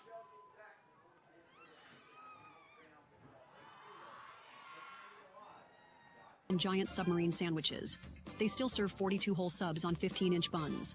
Lock, Stock, and Barrel also offers burgers, specialty sandwiches, wraps, gyros, salads, wings, and even breakfast. Lock, Stock, and Barrel is a full-service deli with party rings and meat and cheese trays available. Located in Sharpsville Plaza in Sharpsville, they are open Tuesday through Friday from 9 to 7 and Saturday from 9 to 3, closed on Sundays and Mondays. The fourth quarter is brought to you by Shell Restoration, the area's #1 roofing, siding, windows, and gutter installer. After the game, we'll have the Reinhardt's Insurance Player of the Game and the Lock, Stock, and Barrel Play of the Game. 26-21, Wilmington back within 5. Chase Mitchell-Tree scoring his 2nd touchdown of the night, 26-21, along with Chris Burtch. Ryan Briggs with you. Pretty good way to wrap up the regular season, Chris. No question about it. Really competitive and high-level football game here. As two teams that I anticipate both of them will be playing Thanksgiving weekend and perhaps even beyond that, going at it here in this second to last Friday of October. Turvo has it teed up. Kick gets past Gallen. He'll go back to his 3 and field it. Gallen far side of the 10, outside the numbers to the 20. And he's going to be hit by Leonard. Gallen gets away from him out past the 25-yard line. The Karns City fans were holding their breath for a moment, but Gallen able to kind of salvage things in decent field position, all things considered. No question, right. Yeah, that was a potentially like kind of at least a momentum saver for Karns City. Exactly 7 minutes left. Each team has all 3 of its timeouts remaining. Karns City will put the ball in play at the 27-yard line. Karns City now 254 rushing yards. Double tight set, double wing set behind Johnston. And on the option, he'll give it to the fullback. And nothing there at all for the fullback, Shear. Cam Kettering there to bring him down. We also see Cale Kettering. They combine on the stop. Shear will lose about a foot on the play. It's second down and 10-plus yards. Yeah, Cam Kettering playing a great game. I knew he was going to. I was down on the field catching up with Wilmington assistant Ryan Bosch, and he came over and high-fived me and asked me if I was ready to go. I said, yeah, but you got a tougher job, and he was obviously ready to go too. Game ready, certainly. Second and 10. Johnston out of the shotgun. The designed run. He'll take it across the 30. And Johnston will be stacked up at about the 33-yard line. Rowan Miller there, among others, on the Wilmington defense. So it's a Mitchell Tree, 2, not 9. Johnston able to make the tackle. Johnston, though, picks up 6. He's back over 100 yards rushing now. He was over 100 and lost yardage on the sack. Right, yeah. Which took him below, but now Johnston, 12 carries, 104 yards tonight. This will be third down upcoming. 3rd and 4. Big play. Karns City 2 of 6 on 3rd down tonight. 5:37 to go, 4th quarter. On the option, Johnston keeps it, heads up the middle, has the first down and more. Johnston to the 45, Johnston to midfield. Johnston on the option keeper, and for him there was no option. He was going to keep it in his hands, and he gets the first down. That's right. Yeah, that's exactly. It wasn't really an option play at all. Yeah, as you can see, he just kind of faked that little handoff, froze the linebacker for a second, and then slipped kind of up the gut almost behind the guard, in between the guard and the tackle, and slithered to that first down, and then actually picked up some momentum and got some more yardage. To the Wilmington 49, a gain of 18 for Johnston. He has a double wing set, Shearer behind him. Gallen in motion right to left. They give us to Shearer over left guard, and he bursts through a small crease to the 45 and down to the 44 as Kettering brings him down. That was Cale Kettering. Cam Kettering also got a piece of him, but Shearer picks up 5, and you love having a guy like Shearer when you have a lead in the 4th quarter. Wow, right. Yeah, you're mudder, even though nobody plays in the mud anymore. But, yeah. 2nd and 5 at the 44. Karns City breaks the huddle. Both teams with 3 timeouts. Empty set behind Johnston, who's under center. And flag thrown by the umpire, and somebody moved, or I think it's going to be a snap infraction perhaps on the center, C.J. Emmerich, the way he reacted. So false start now makes it 2nd and 10 back at the 49-yard line. 9th flag of the night on Karns City for 65 yards. Yeah. Yeah, a lot of kind of demonstrative unhappiness by the Karns City offensive line on a lot of these pre-snap penalties. I don't think any of them were the wrong call. Geibel tight to the right, Schreckengost wide left. Hess wing left, Gallen wing right. He motions right to left. Scissors play the double handoff back to Hess. Hess over the right side, first down and more. Cuts back to his left. Brought down by Coulter down at the 34-yard line. That staple of wing T offenses, the double handoff, and Hess a 15-yard gain to the 34, and Karns City gets a new series of downs with 4:11 to go. Yeah, you mentioned your former colleague Joe Walters talking about how much he loved this Karns City offense. One of the things that's so impressive about it is the extra blocking, right? Not just the blocking at the line of scrimmage by the O lineman, but the blocking down the field that open holes after the initial burst, and they're so good at that. 1st and 10 now at the 34 for Karns City on the move, leading 26-21 here at Wilmington. Schreckengost wide left.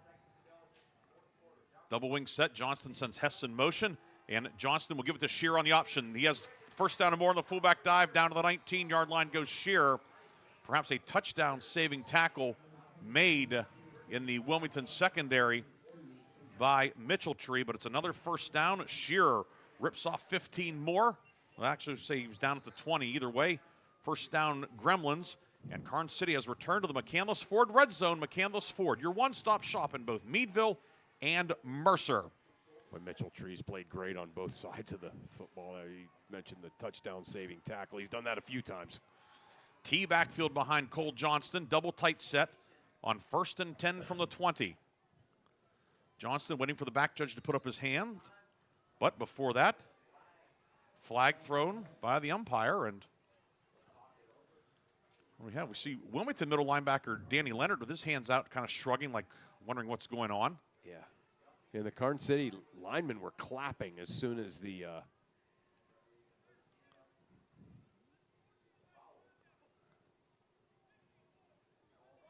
it's going to be unsportsmanlike call. We could pick it up on Danny Leonard, the middle linebacker. So you wonder if was he trying to do something to simulate a snap, like yelling hut, hut, or something like that. Okay, yeah, I bet that's what it was. Because you saw as soon as the flag went up, all of the Karns City offensive linemen pointed towards the linebacking core of Wilmington and started clapping.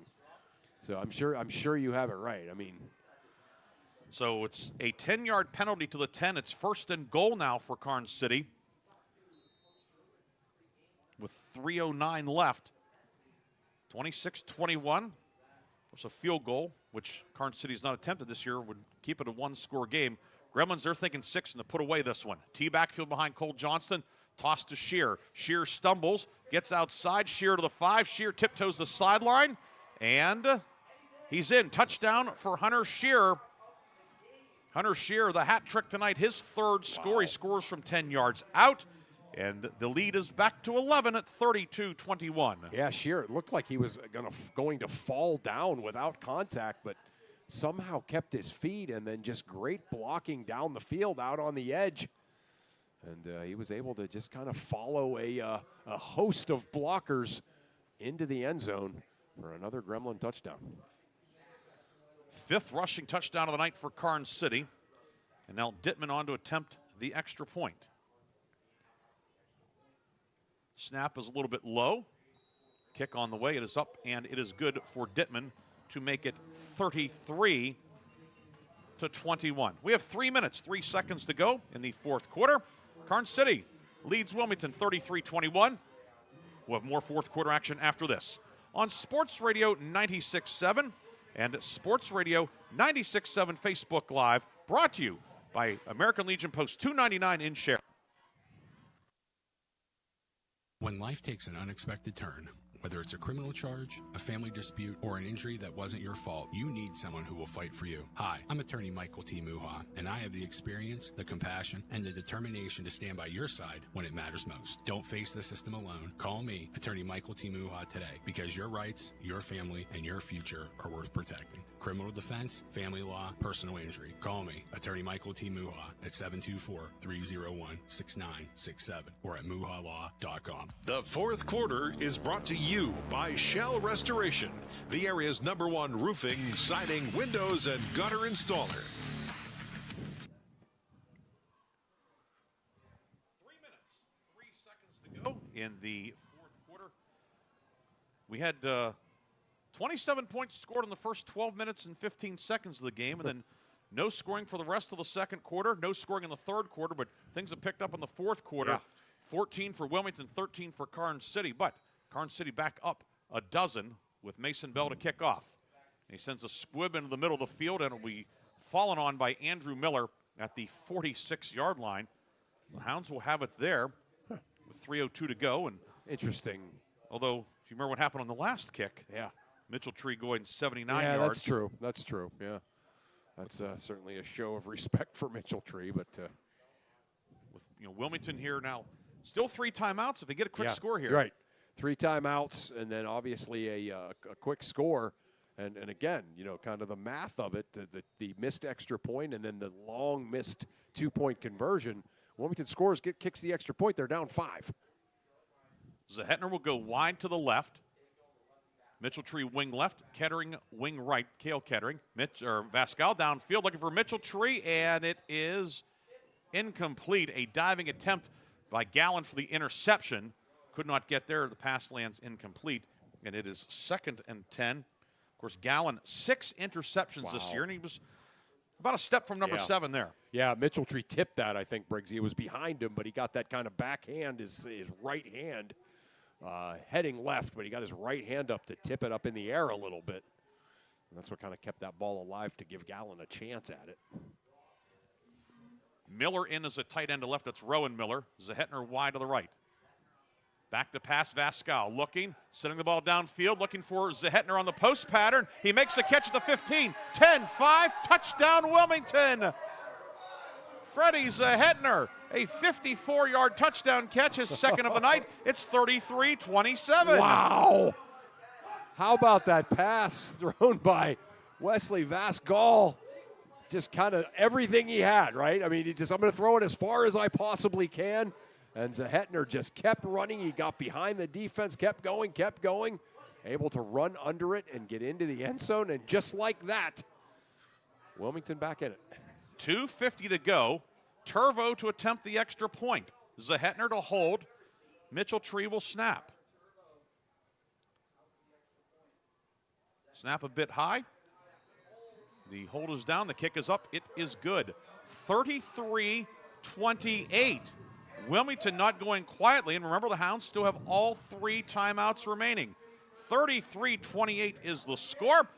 21 fourth quarter points from Wilmington. A track meet breaking out here at Terry Verrilli Stadium. We'll take a quick break and come back with the Greyhounds kickoff on Sports Radio 96.7 and Sports Radio 96.7 Facebook Live.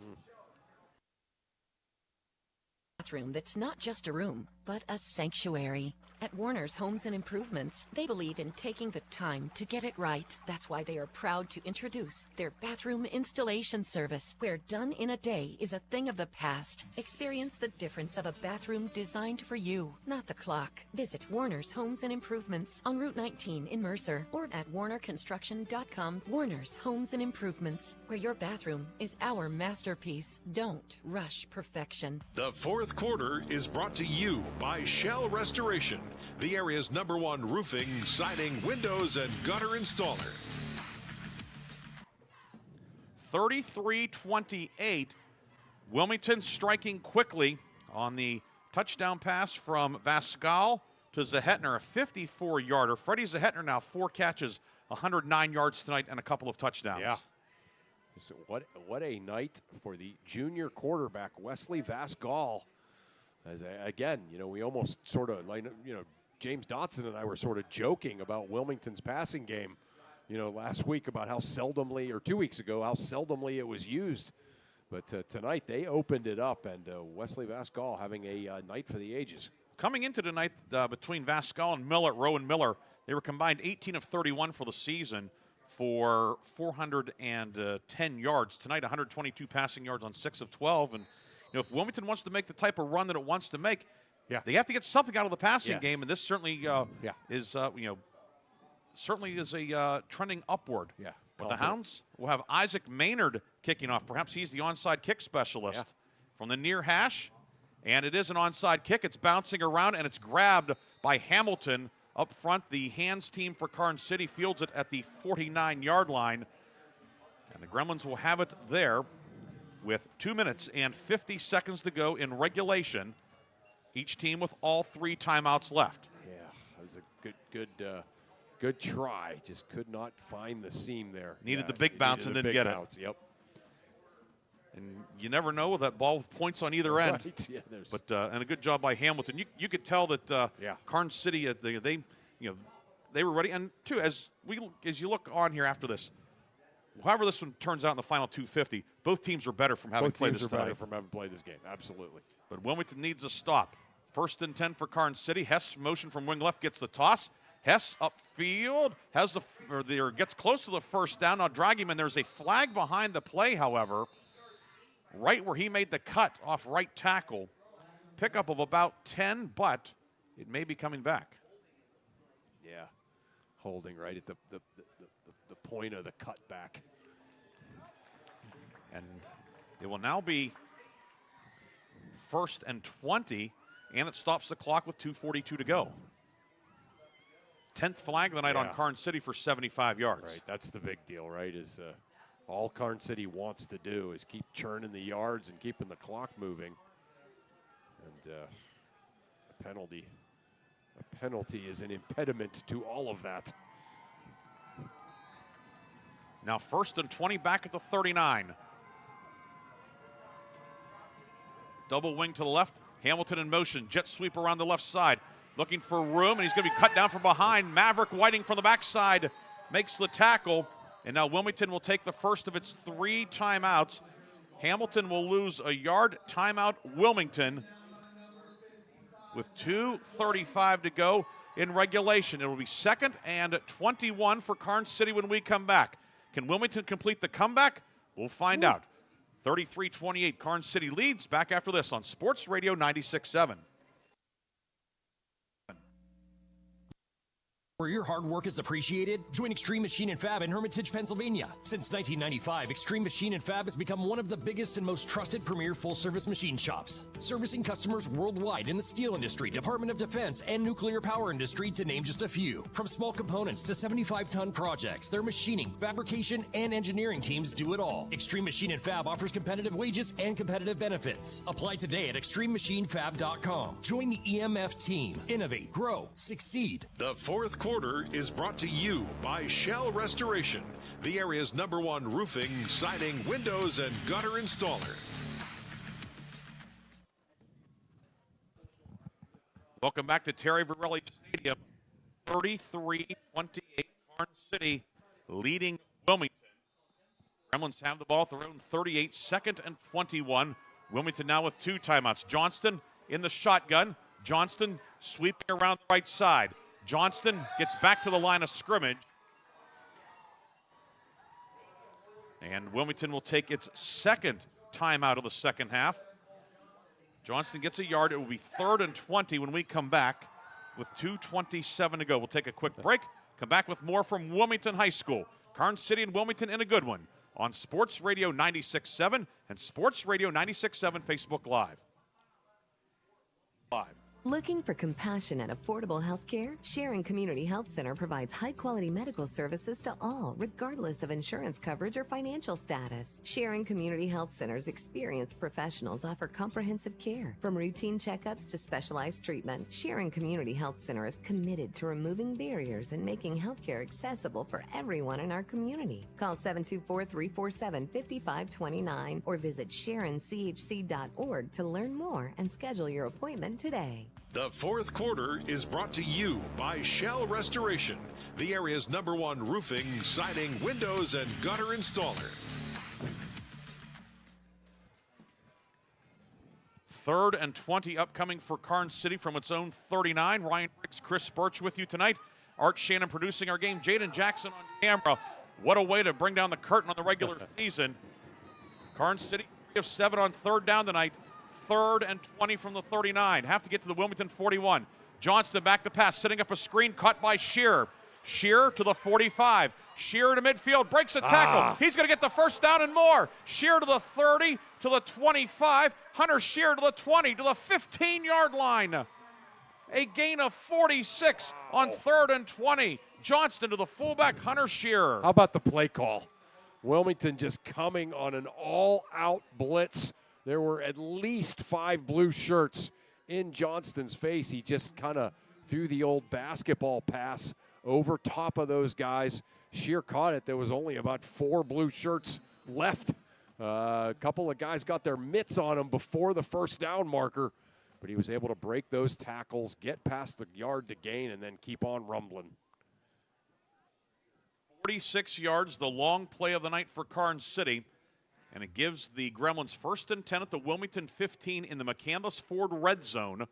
McCandless Ford, your one-stop shop in Mercer and Meadville.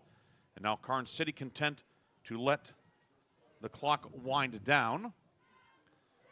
And the Gremlins are going to take the first of their allotted 3 timeouts. At any moment here.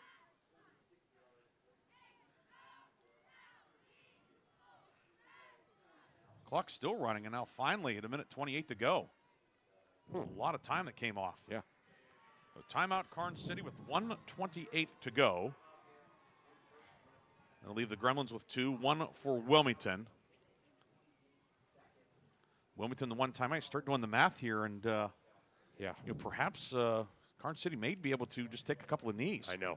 That's what I was thinking. I was doing that math in my head too, or thinking if that was the right way to go. We'll see what the Gremlins elect to do with 1:28 to go. Don't forget, coming up on our post game, one of the Reinhardt's and Shorts player of the game, the Lock, Stock, and Barrel play of the game, and we'll also, of course, have a scoring recap, stats, and then it's the Warner's Homes and Improvements 5th quarter scoreboard show until 11 o'clock tonight. Aaron Biro, Art Shannon, and Jaquay Hubbard will be stopping in. Want to say hello to everybody who's listening on News Talk 790 WPIC. Bob Greenberg and Jaquay Hubbard had the Farrell Cathedral Prep game. Obviously, that game has gone final. You have the final score, Yeah, Chris? just a great, impressive effort by the Farrell Steelers. And what you love about Farrell is they, it doesn't matter what game it is, doesn't matter what the situation, non-league game, they are going to play, as if it's the biggest game of the year. Farrell wins 46-7. Wow. And Karns City now comes out in the kneel-down formation. Johnston will wait, and now he'll take a knee back at the 19-yard line, and Wilmington takes its final timeout. We'll take the timeout as well. 1:23 to go. Karns City looking to close out a big road win in the regular season finale. Back with the finish on Sports Radio 96.7. One moment I was on my way to my son's ball game, and the next I was being placed in an ambulance. I needed help. That's why I called the Joanno Legal Group. Call the Joanno Legal Group toll-free at 888-347-1411. Please visit them at joannolegalgroup.com. That's Joanow legalgroup.com. Or call toll-free at 888-347-1411. Joanno Legal Group, when you deserve more. No fee unless we win or settle your case. The 4th quarter is brought to you by Shell Restoration, the area's #1 roofing, siding, windows, and gutter installer. Back here after the Wilmington timeout with 1:23 to go in the 4th quarter. 33-28. Karns City has it 2nd and 14 at the Wilmington 19, and Wilmington out of timeouts. So it's 83 seconds left on the clock. Yeah. I think a play here, and then if they take their time before taking the knee, that would use up the 83 seconds. Right. That's why you saw Johnston kind of dilly-dallying around before going down and taking the knee wisely. 33-28, Karns City the lead. A wild 4th quarter with 34 total points scored in the quarter. Johnston will go back and take a knee again. The 22-yard line. It's going to be 3rd down, and one more snap should do it, and looks as if Karns City is going to head back to District 9 with a hard-earned victory tonight. Chris, we thought this would be a good game. And also, the question we want to say, is it a close game or a good game? Yes. It was both tonight. Right. A game that is going to benefit, I think, it's certainly going to benefit both teams in the postseason. Yeah, and, I remember you and I kind of looking down the road on a drive back kind of mid-season, looking at week 10, kind of hoping to get this one, and it was all that we could have wanted. As these are two really good teams, played at a very high level tonight. One more deal down, and that will do it. And the Karns City Gremlins are going to conclude the regular season with a record of 8-2. Wilmington will close the regular season 7-3. A gallant effort in the 4th quarter by Wilmington, but it is Karns City coming up with the victory tonight, a final of 33-28. And Chris, again, this was we enjoy every game that we get to call, wherever it is, local or on the road or whatever. But this was as enjoyable a game as we've done in quite a while. Yeah, it really was. Yeah, no question about it. And you said it. Both teams found out a lot about themselves tonight, and certainly looking at the local team, Wilmington. Again, there was times in this game where it looked like Karns City was going to be able to blow this game open, but Wilmington kind of found out a little bit about themselves tonight. Showed a lot of heart, showed a lot of mettle, and able to stay right in this. Just Karns City, just a whole lot of great playmakers able to get out of Lawrence County with a win. your final. We'll come back with a full post game on Sports Radio 96.7, News Talk 790 WPIC, and Sports Radio 96.7 Facebook Live. I just bought a used car. As did I. Mine has a slight dent in the driver's side door and a few other minor scratches, but hey, considering the deal I got, I can live with a few imperfections. Well, I got the great price without the imperfections. Whoa, there's no way that's used.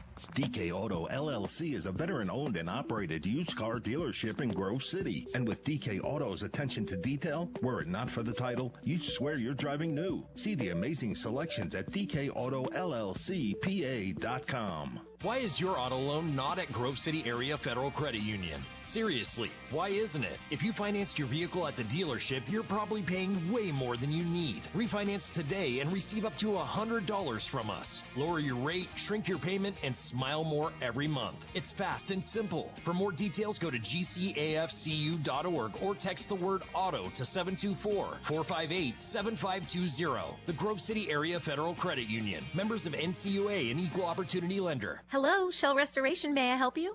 Hello? Oh, I was waiting for the beep. Or the part that tells me what button to press. Nope, I'm a real person. Great. I've been leaving messages all day to try and compare prices on my roof. Well, we can have one of our project managers call you to set up an appointment within an hour and be at your house for an estimate within 24 hours. Wow, that's service. Well, that's what we specialize in. Shell Restoration, the area's #1 roofing, siding, windows, and gutter installer. Call today for a free estimate, 800-663-8103, or look for @Shell Restoration on Facebook. Picture this. You're with a group of friends, and someone offers you a pill. You don't know what's in that pill. The person who gave it to you may not even know. By taking it, you may increase your risk of an overdose. Every day, nearly 300 Americans died from a drug overdose. Get the facts.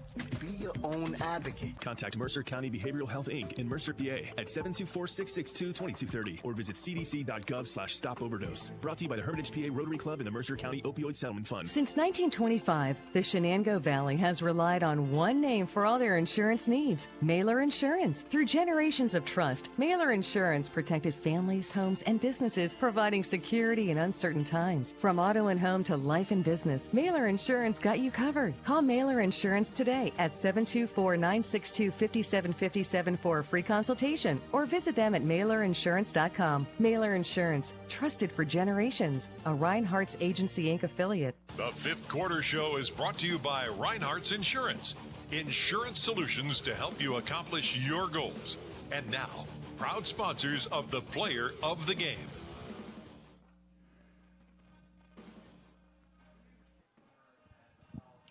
And welcome back to Wilmington High School's Terry Verrilli Stadium. Tonight, the Wilmington Greyhounds close the regular season with a 33-28 setback to the visiting Karns City Gremlins. Ryan Briggs, Chris Burtch with you tonight.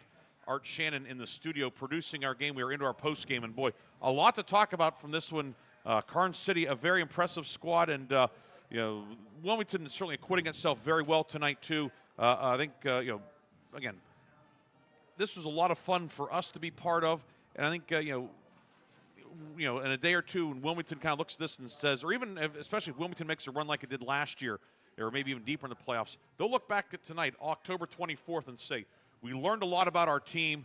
We learned some things that we can do to make us a real playoff contender. Yeah. Hey, this Karns City team, you better you better strap it up when you play them. Yeah, that's a great way to put it, right? Yeah, the physicality of this team is, something like, it's just next level, and they brought it. But you had to like how Wilmington sort of answered the bell. Wilmington answered the bell of that physicality, and we saw how great they played in that second half, and almost got out of here with a win. But yeah, that's a great team. But Wilmington, they discovered a lot about themselves, and hey, this might be the beginning of like this passing game that is really going to help them down here through the stretch of the playoffs. About the passing game and all the stats, as well as the scoring recap when we come back. Don't forget, we have our lock, stock, and barrel play of the game and the Reinhardt's Insurance player of the game here on Sports Radio 96.7, News Talk 790 WPIC, and Sports Radio 96.7 Facebook Live, brought to you by American Legion Post 299 in Sharon. When the finest cuts of meat combine with just the right amount of fire and seasonings, You don't need anything else except a fork and a plate. Get ready for the most amazing dining experience ever. When you're out with your friends or looking for a place to stop before or after the games, Vay's Pub and Grill is the place for you. Open Tuesday through Saturday with happy hour daily from 4:30 to 6:30. Vay's Pub and Grill, East State Street in Hermitage. St. Paul's Without Walls Home-Based Services is seeking compassionate individuals who love to help others and who will nurture meaningful relationships with the clients we care for. Parents with school-age children, college students, retirees, or anyone seeking a role that fits around their life will find this opportunity especially rewarding. Visit stpaul's1867.org/join our team to apply for a companion or care partner position with St. Paul's Without Walls Home-Based Services. St. Paul's is an equal opportunity employer. Agriculture is more than a business. It's a way of life. My bank understands agriculture. They're local. They're here for the long haul. Agriculture is a business that varies like the weather. That's why I need a financial partner I can grow with, in good times and bad, weather or not. Mercer County State Bank. Member FDIC.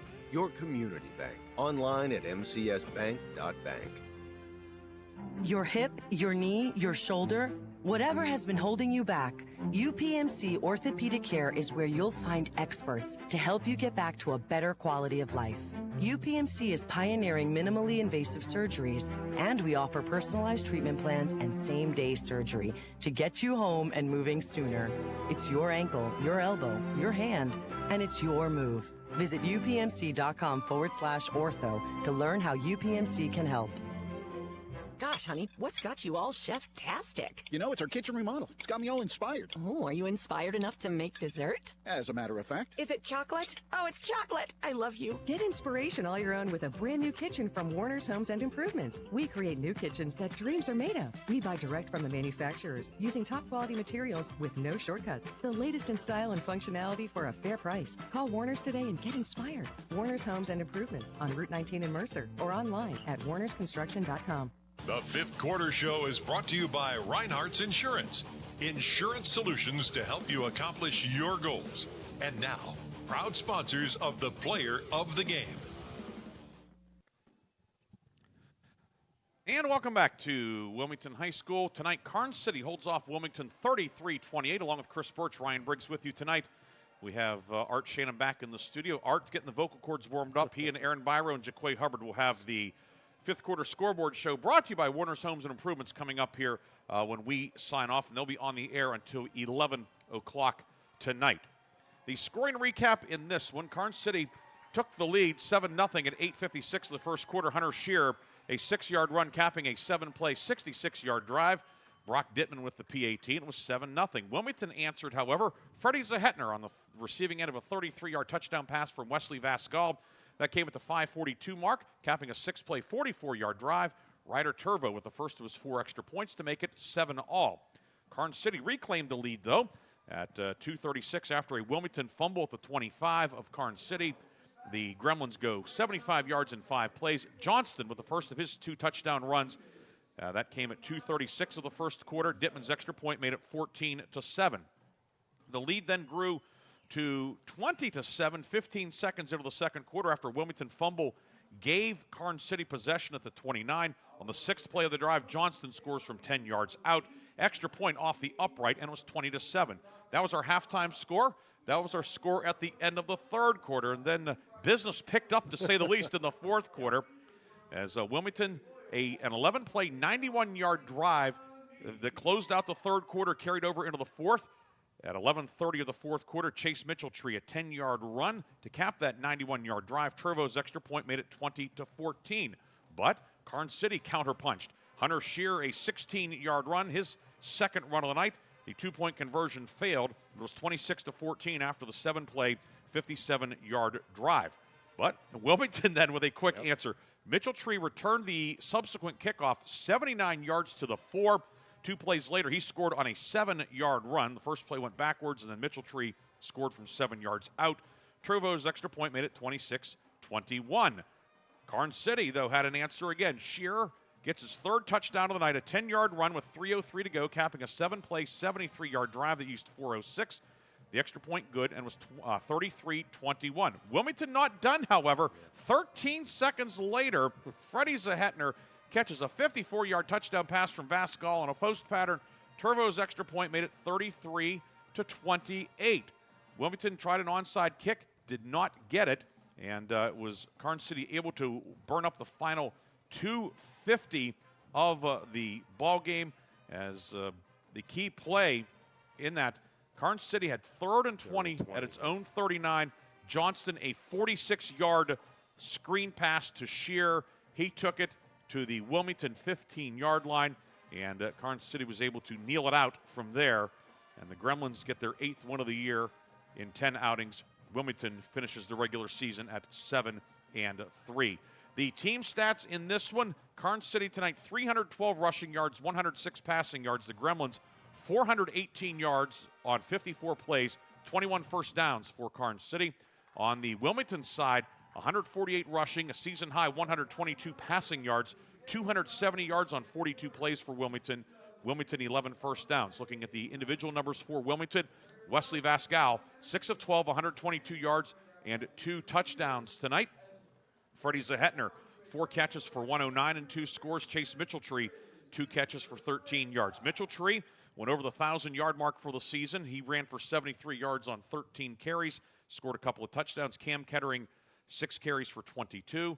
Zahetner, 2 carries for 19 yards. Cale Kettering ran it 4 times for 18 yards. Rowan Miller, 4 carries for 14 for the Greyhounds, who, again, finished with 270 yards. A few other numbers of note. Karns City, 10 penalties, 75 yards. Wilmington, 4 flags for 25 yards. There were 2 turnovers tonight. Wilmington lost 2 fumbles. They both turned into Karns City touchdowns. Wilmington, only 2 turnovers in the first 9 games. They had 2 tonight, and it cost them. Karns City, 5-minute edge in time of possession, 26-32 to 21-28. Gremlins, 4 of 9 on 3rd down. Wilmington, 4 of 10. 33-28 your final. We'll take one final break. We'll come back with the lock, stock, and barrel play of the game and the Reinhardt's Insurance player of the game here on Sports Radio 96.7 and News Talk 790 WPIC.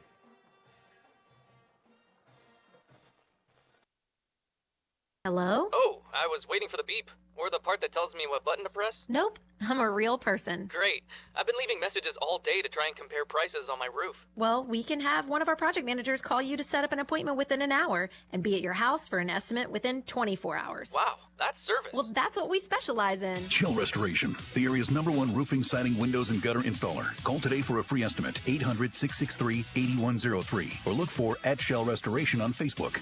Why is your auto loan not at Grove City Area Federal Credit Union? Seriously, why isn't it? If you financed your vehicle at the dealership, you're probably paying way more than you need. Refinance today and receive up to $100 from us. Lower your rate, shrink your payment, and smile more every month. It's fast and simple. For more details, go to gcafcu.org or text the word auto to 724-458-7520. The Grove City Area Federal Credit Union. Members of NCUA, an equal opportunity lender. Looking for a career with purpose and growth? G.W. Becker is hiring. As a leader in overhead crane manufacturing, G.W. Becker offer hands-on careers in engineering, skilled trades, and business operations. Enjoy competitive pay, great benefits, and the chance to work on real-world projects with a team that values quality and innovation. G.W. Becker is looking for welders, mechanical assemblers, field service technicians, and other positions. Apply at gwbcrane.com. That's gwbcrane.com. In 1973, Lock, Stock, and Barrel opened their doors and served their first of over 3 million giant submarine sandwiches. They still serve 42-hole subs on 15-inch buns. Lock, Stock, and Barrel also offers burgers, specialty sandwiches, wraps, gyros, salads, wings, and even breakfast. Lock, Stock, and Barrel is a full-service deli with party rings and meat and cheese trays available. Located in Sharpsville Plaza in Sharpsville, they are open Tuesday through Friday from 9 to 7 and Saturday from 9 to 3, closed on Sundays and Mondays. Come on out to the Sharon American Legion Post 299 and enjoy bingo every Thursday and Friday. First number called at 6:45. Join us for trivia night every Thursday at 6 p.m. Our grill room serves up great food daily, and our kitchen is open Thursday through Saturday from noon to 9. We proudly welcome all veterans to our community. Visit Sharon American Legion Post 299 on East State Street for good company, good times, and a warm welcome. The fifth quarter show is brought to you by Reinhardt's Insurance. Insurance solutions to help you accomplish your goals. And now, proud sponsors of the Player of the Game. We're back here one final time. Before we get to our post-game awards, we forgot to give the Karns City individual numbers, and there's a lot to talk about there. They're impressive, yeah. Yes, they certainly are. For Karns City quarterback Cole Johnston, 5 of 7, 106 yards. He completed passes to 5 different receivers. Hunter Shear, a 46-yard catch, which really was the clincher on the screen pass on 3rd and 20. Bryce Gallen, 1 catch, 27 yards. Riley Hamilton, a 22-yard catch. Keegan Schreckengost, a 6-yard catch. And Trevor Geibel, a 5-yard reception. Johnston also led Karns City in rushing, 123 yards and 2 scores on 14 carries. Nathan Hess, a dozen carries for 97 yards. Hunter Shearer ran 12 times for 70 yards and 3 touchdowns. Riley Hamilton, 4 carries for 21. Gallen had a 7-yard run, and Geibel ran it once for 4 yards. Karns City, 418 yards. Wilmington with 270. It is time now for our post-game awards, and we'll start off with the Lock, Stock, and Barrel play of the game, brought to you by Lock, Stock, and Barrel in Sharpsville. Open Tuesday through Friday, 9 a.m. to 7 p.m., Saturdays 9 to 3. Check them out. They have a full deli, great menu of sandwiches. That's Lock, Stock, and Barrel in Sharpsville. And, Chris, certainly no shortage of big plays in offense and special teams. You know, you think about, from just the 10,000-foot view, the screen pass at the end of the game was a big play, certainly. But tonight, our Lock, Stock, and Barrel play of the game is Freddie Zahetner's 54-yard touchdown reception from Wesley Vascal with 2:50 to go.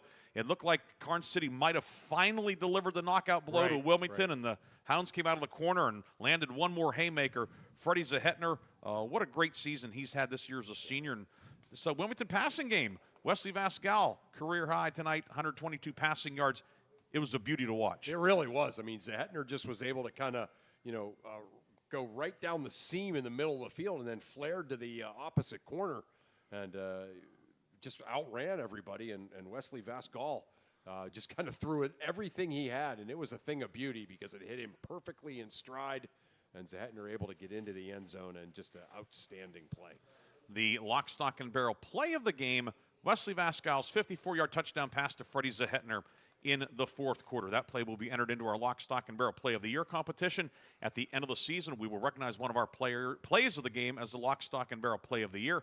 The Play of the Year's football program will receive a cash donation courtesy of Lock, Stock, and Barrel in Sharpsville. If you'd like to see our entire list of winners, you can go online to sportsradio967.com. We'll also post the video of these on our Facebook page. You can go back and see those. It's a lot of fun to see that and hear our calls and so forth. And the final one of the regular season, Freddie Zahetner's 54-yard touchdown catch in the 4th quarter on the receiving end of a Wesley Vascal pass. And that award, as always, powered by Landmark Information Services. And now for the Reinhardt's Insurance Player of the Game Award. And again, Chris, number of guys standing out tonight in this game. Of course, we talked about the Karns City players and what they did. Certainly, they're going to be a very formidable team in the Class 2A playoffs. Wilmington likewise in 1A. And tonight, we go with a guy who was the starting quarterback at the beginning of the year, then was not the starting quarterback, but a guy who obviously did not pout, did not feel sorry for himself. Comes back tonight, 6 of 12, 122 yards, 2 touchdowns. Also punted tonight 3 times, helped flip field position a couple of times, played defense in the secondary as well. Wesley Vascal, really finishing strong, and if he keeps this up, this Wilmington offense, which is already really good, is going to go up a couple more notches. Yeah, and you always love to see that, the kind of story that you're talking about, right? A guy that had to kind of earn his starting job back, and not necessarily one of the headline guys statistically so far this season, but boy, he came out tonight on the last game of the season, his junior year regular season finale, and was a superstar tonight, and I have a feeling that that's going to continue for the Wilmington quarterback. Tonight's Reinhardt's Insurance Player of the Game is Wilmington quarterback, cornerback, and punter Wesley Vascal. Like all of our players of the game, he has received a customized T-shirt courtesy of the Laundryman in Hermitage. So congratulations to our Reinhardt's Player of the Game, Wilmington's Wesley Vascal. So Wilmington closes the regular season 7-3. Karns City goes to 8-2 with a 33-28 victory. And Chris, just seems like it was yesterday that you and I were rolling up Interstate 79 to Girard's Battles Memorial Field on a night that was a lot warmer than this for Girard and Sharpsville. Now here we are 2 months and 2 days later, and it's playoff time. It's playoff time. Yeah, again, what a kind of an interesting regular season for the two of us. The games we covered, and a great finale here in Week 10, and looking forward to the playoffs with you as always, partner. Playoffs will start next weekend. We know that there probably will be 3A quarterfinals, which would involve Hickory, Sheridan, Grove City locally, and 2A semifinals, which would involve Farrell. Maybe a 1A play-in game for somebody, we don't know, but that's what we're looking at for next week. We'll get the official word over the weekend, and then our coverage schedule will be announced after that, after all the I's are dotted, T's are crossed, etc. I want to thank the folks here at Wilmington, J.R. McFarland and his crew here in the press box, Casey Hilton, the athletic director, Principal Brendan Hathaway, everybody here. For my first trip here this year, you were here a few weeks ago with James Dotson, but it's always a pleasure coming here to this beautiful facility. If I called every game for the rest of my career, however many more games I have, and I hope I have a lot left, if they were all here, you would never hear me complain. Right, yeah, I always say that about this place too, right? Just easy to get in and out, the bathroom right in the press box, the view, the way people treat us, this is first class. Thanks. I want to thank also on the Karns City side, Athletic Director Chris Bellis for his help during the week, so thanks to Coach Bellis for everything he did to help us out. Back in the studio, Art Shannon produced tonight's game and did an outstanding job as always. Our camera operator, Jaden Jackson, a Westminster College student, came here on the recommendation of our friend Gary Swanson and Kevin Fenstermacher. Mr. F said he will do a good job, and he did a good job. So thanks to Jaden for jumping in tonight. I know he's involved in some communication stuff over at Mother Fair, as they call it here in town. But thanks to him, and then thanks to everybody tuned in tonight. I'll be curious to see where we are in terms of our listenership and viewership tonight. I know we had a lot of Karns City fans were tuning in tonight. We appreciate them doing so. Hope they enjoyed the broadcast. We know they enjoyed the result, and I think they would enjoy the broadcast too, because it was no doubt a fun one to watch. I'm sure it was a lot of fun for the guys competing in it. I know it was fun for us to broadcast it. Just an absolute blast, Briggsy. Well said. For my partner, Chris Burtch, this is Ryan Briggs saying so long from Wilmington High School. Tonight, Karns City holds off Wilmington 33-28, and you heard it here on Sports Radio 96.7 and News Talk 790 WPIC. Our video on Sports Radio 96.7 brought to you by American Legion Post 299 in Sharon. The Warner's Homes and Improvements fifth quarter scoreboard show comes up next on Sports Radio 96.7 and News Talk 790 WPIC. Have a great night and a great weekend, everybody.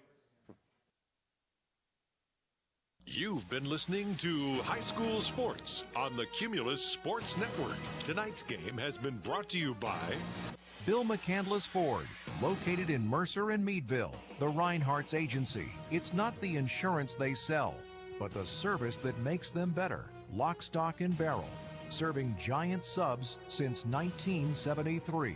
Meadville Medical Center, your independent community health system. Shell Restoration, the area's leading installer for roofing, siding, windows, and gutters. St. Paul's in Greenville, and the Ridgewood at Shenango Valley Senior Living Communities. Grove City Area Federal Credit Union, banking but better.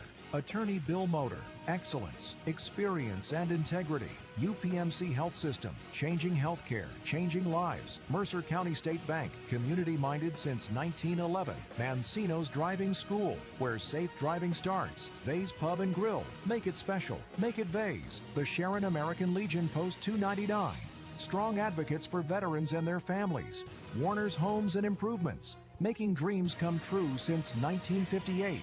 Hermitage Rotary Club, offering hope for those struggling with prescription opioids. Mailer Insurance, trusted for generations. DK Auto LLC in Grove City, specializing in Southern vehicles up to $15,000. Sharon Regional Health System, dedicated to serving the community.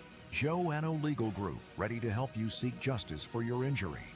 The Laundry Man, helping you spend time doing what you love, not laundry. Reed and Daly Associates, providing accounting and income tax services for over 30 years. Minuteman Press in Hermitage, specializing in digital print, design, and promotional services. Penn Ohio Roofing and Siding, offering exterior upgrades online at pennohiorc.com. Sharon Community Health Center, providing compassionate and affordable health care. 21st Century Energy Group, the area's leader in fuel delivery. Please thank these outstanding sponsors for supporting all of our high school sports broadcasts throughout the season on News Talk 790 WPIC and Sports Radio 96.7. Don't go anywhere. It's time for the Warner's Homes and Improvements 5th Quarter Scoreboard Show, right here on the Cumulus Sports Network.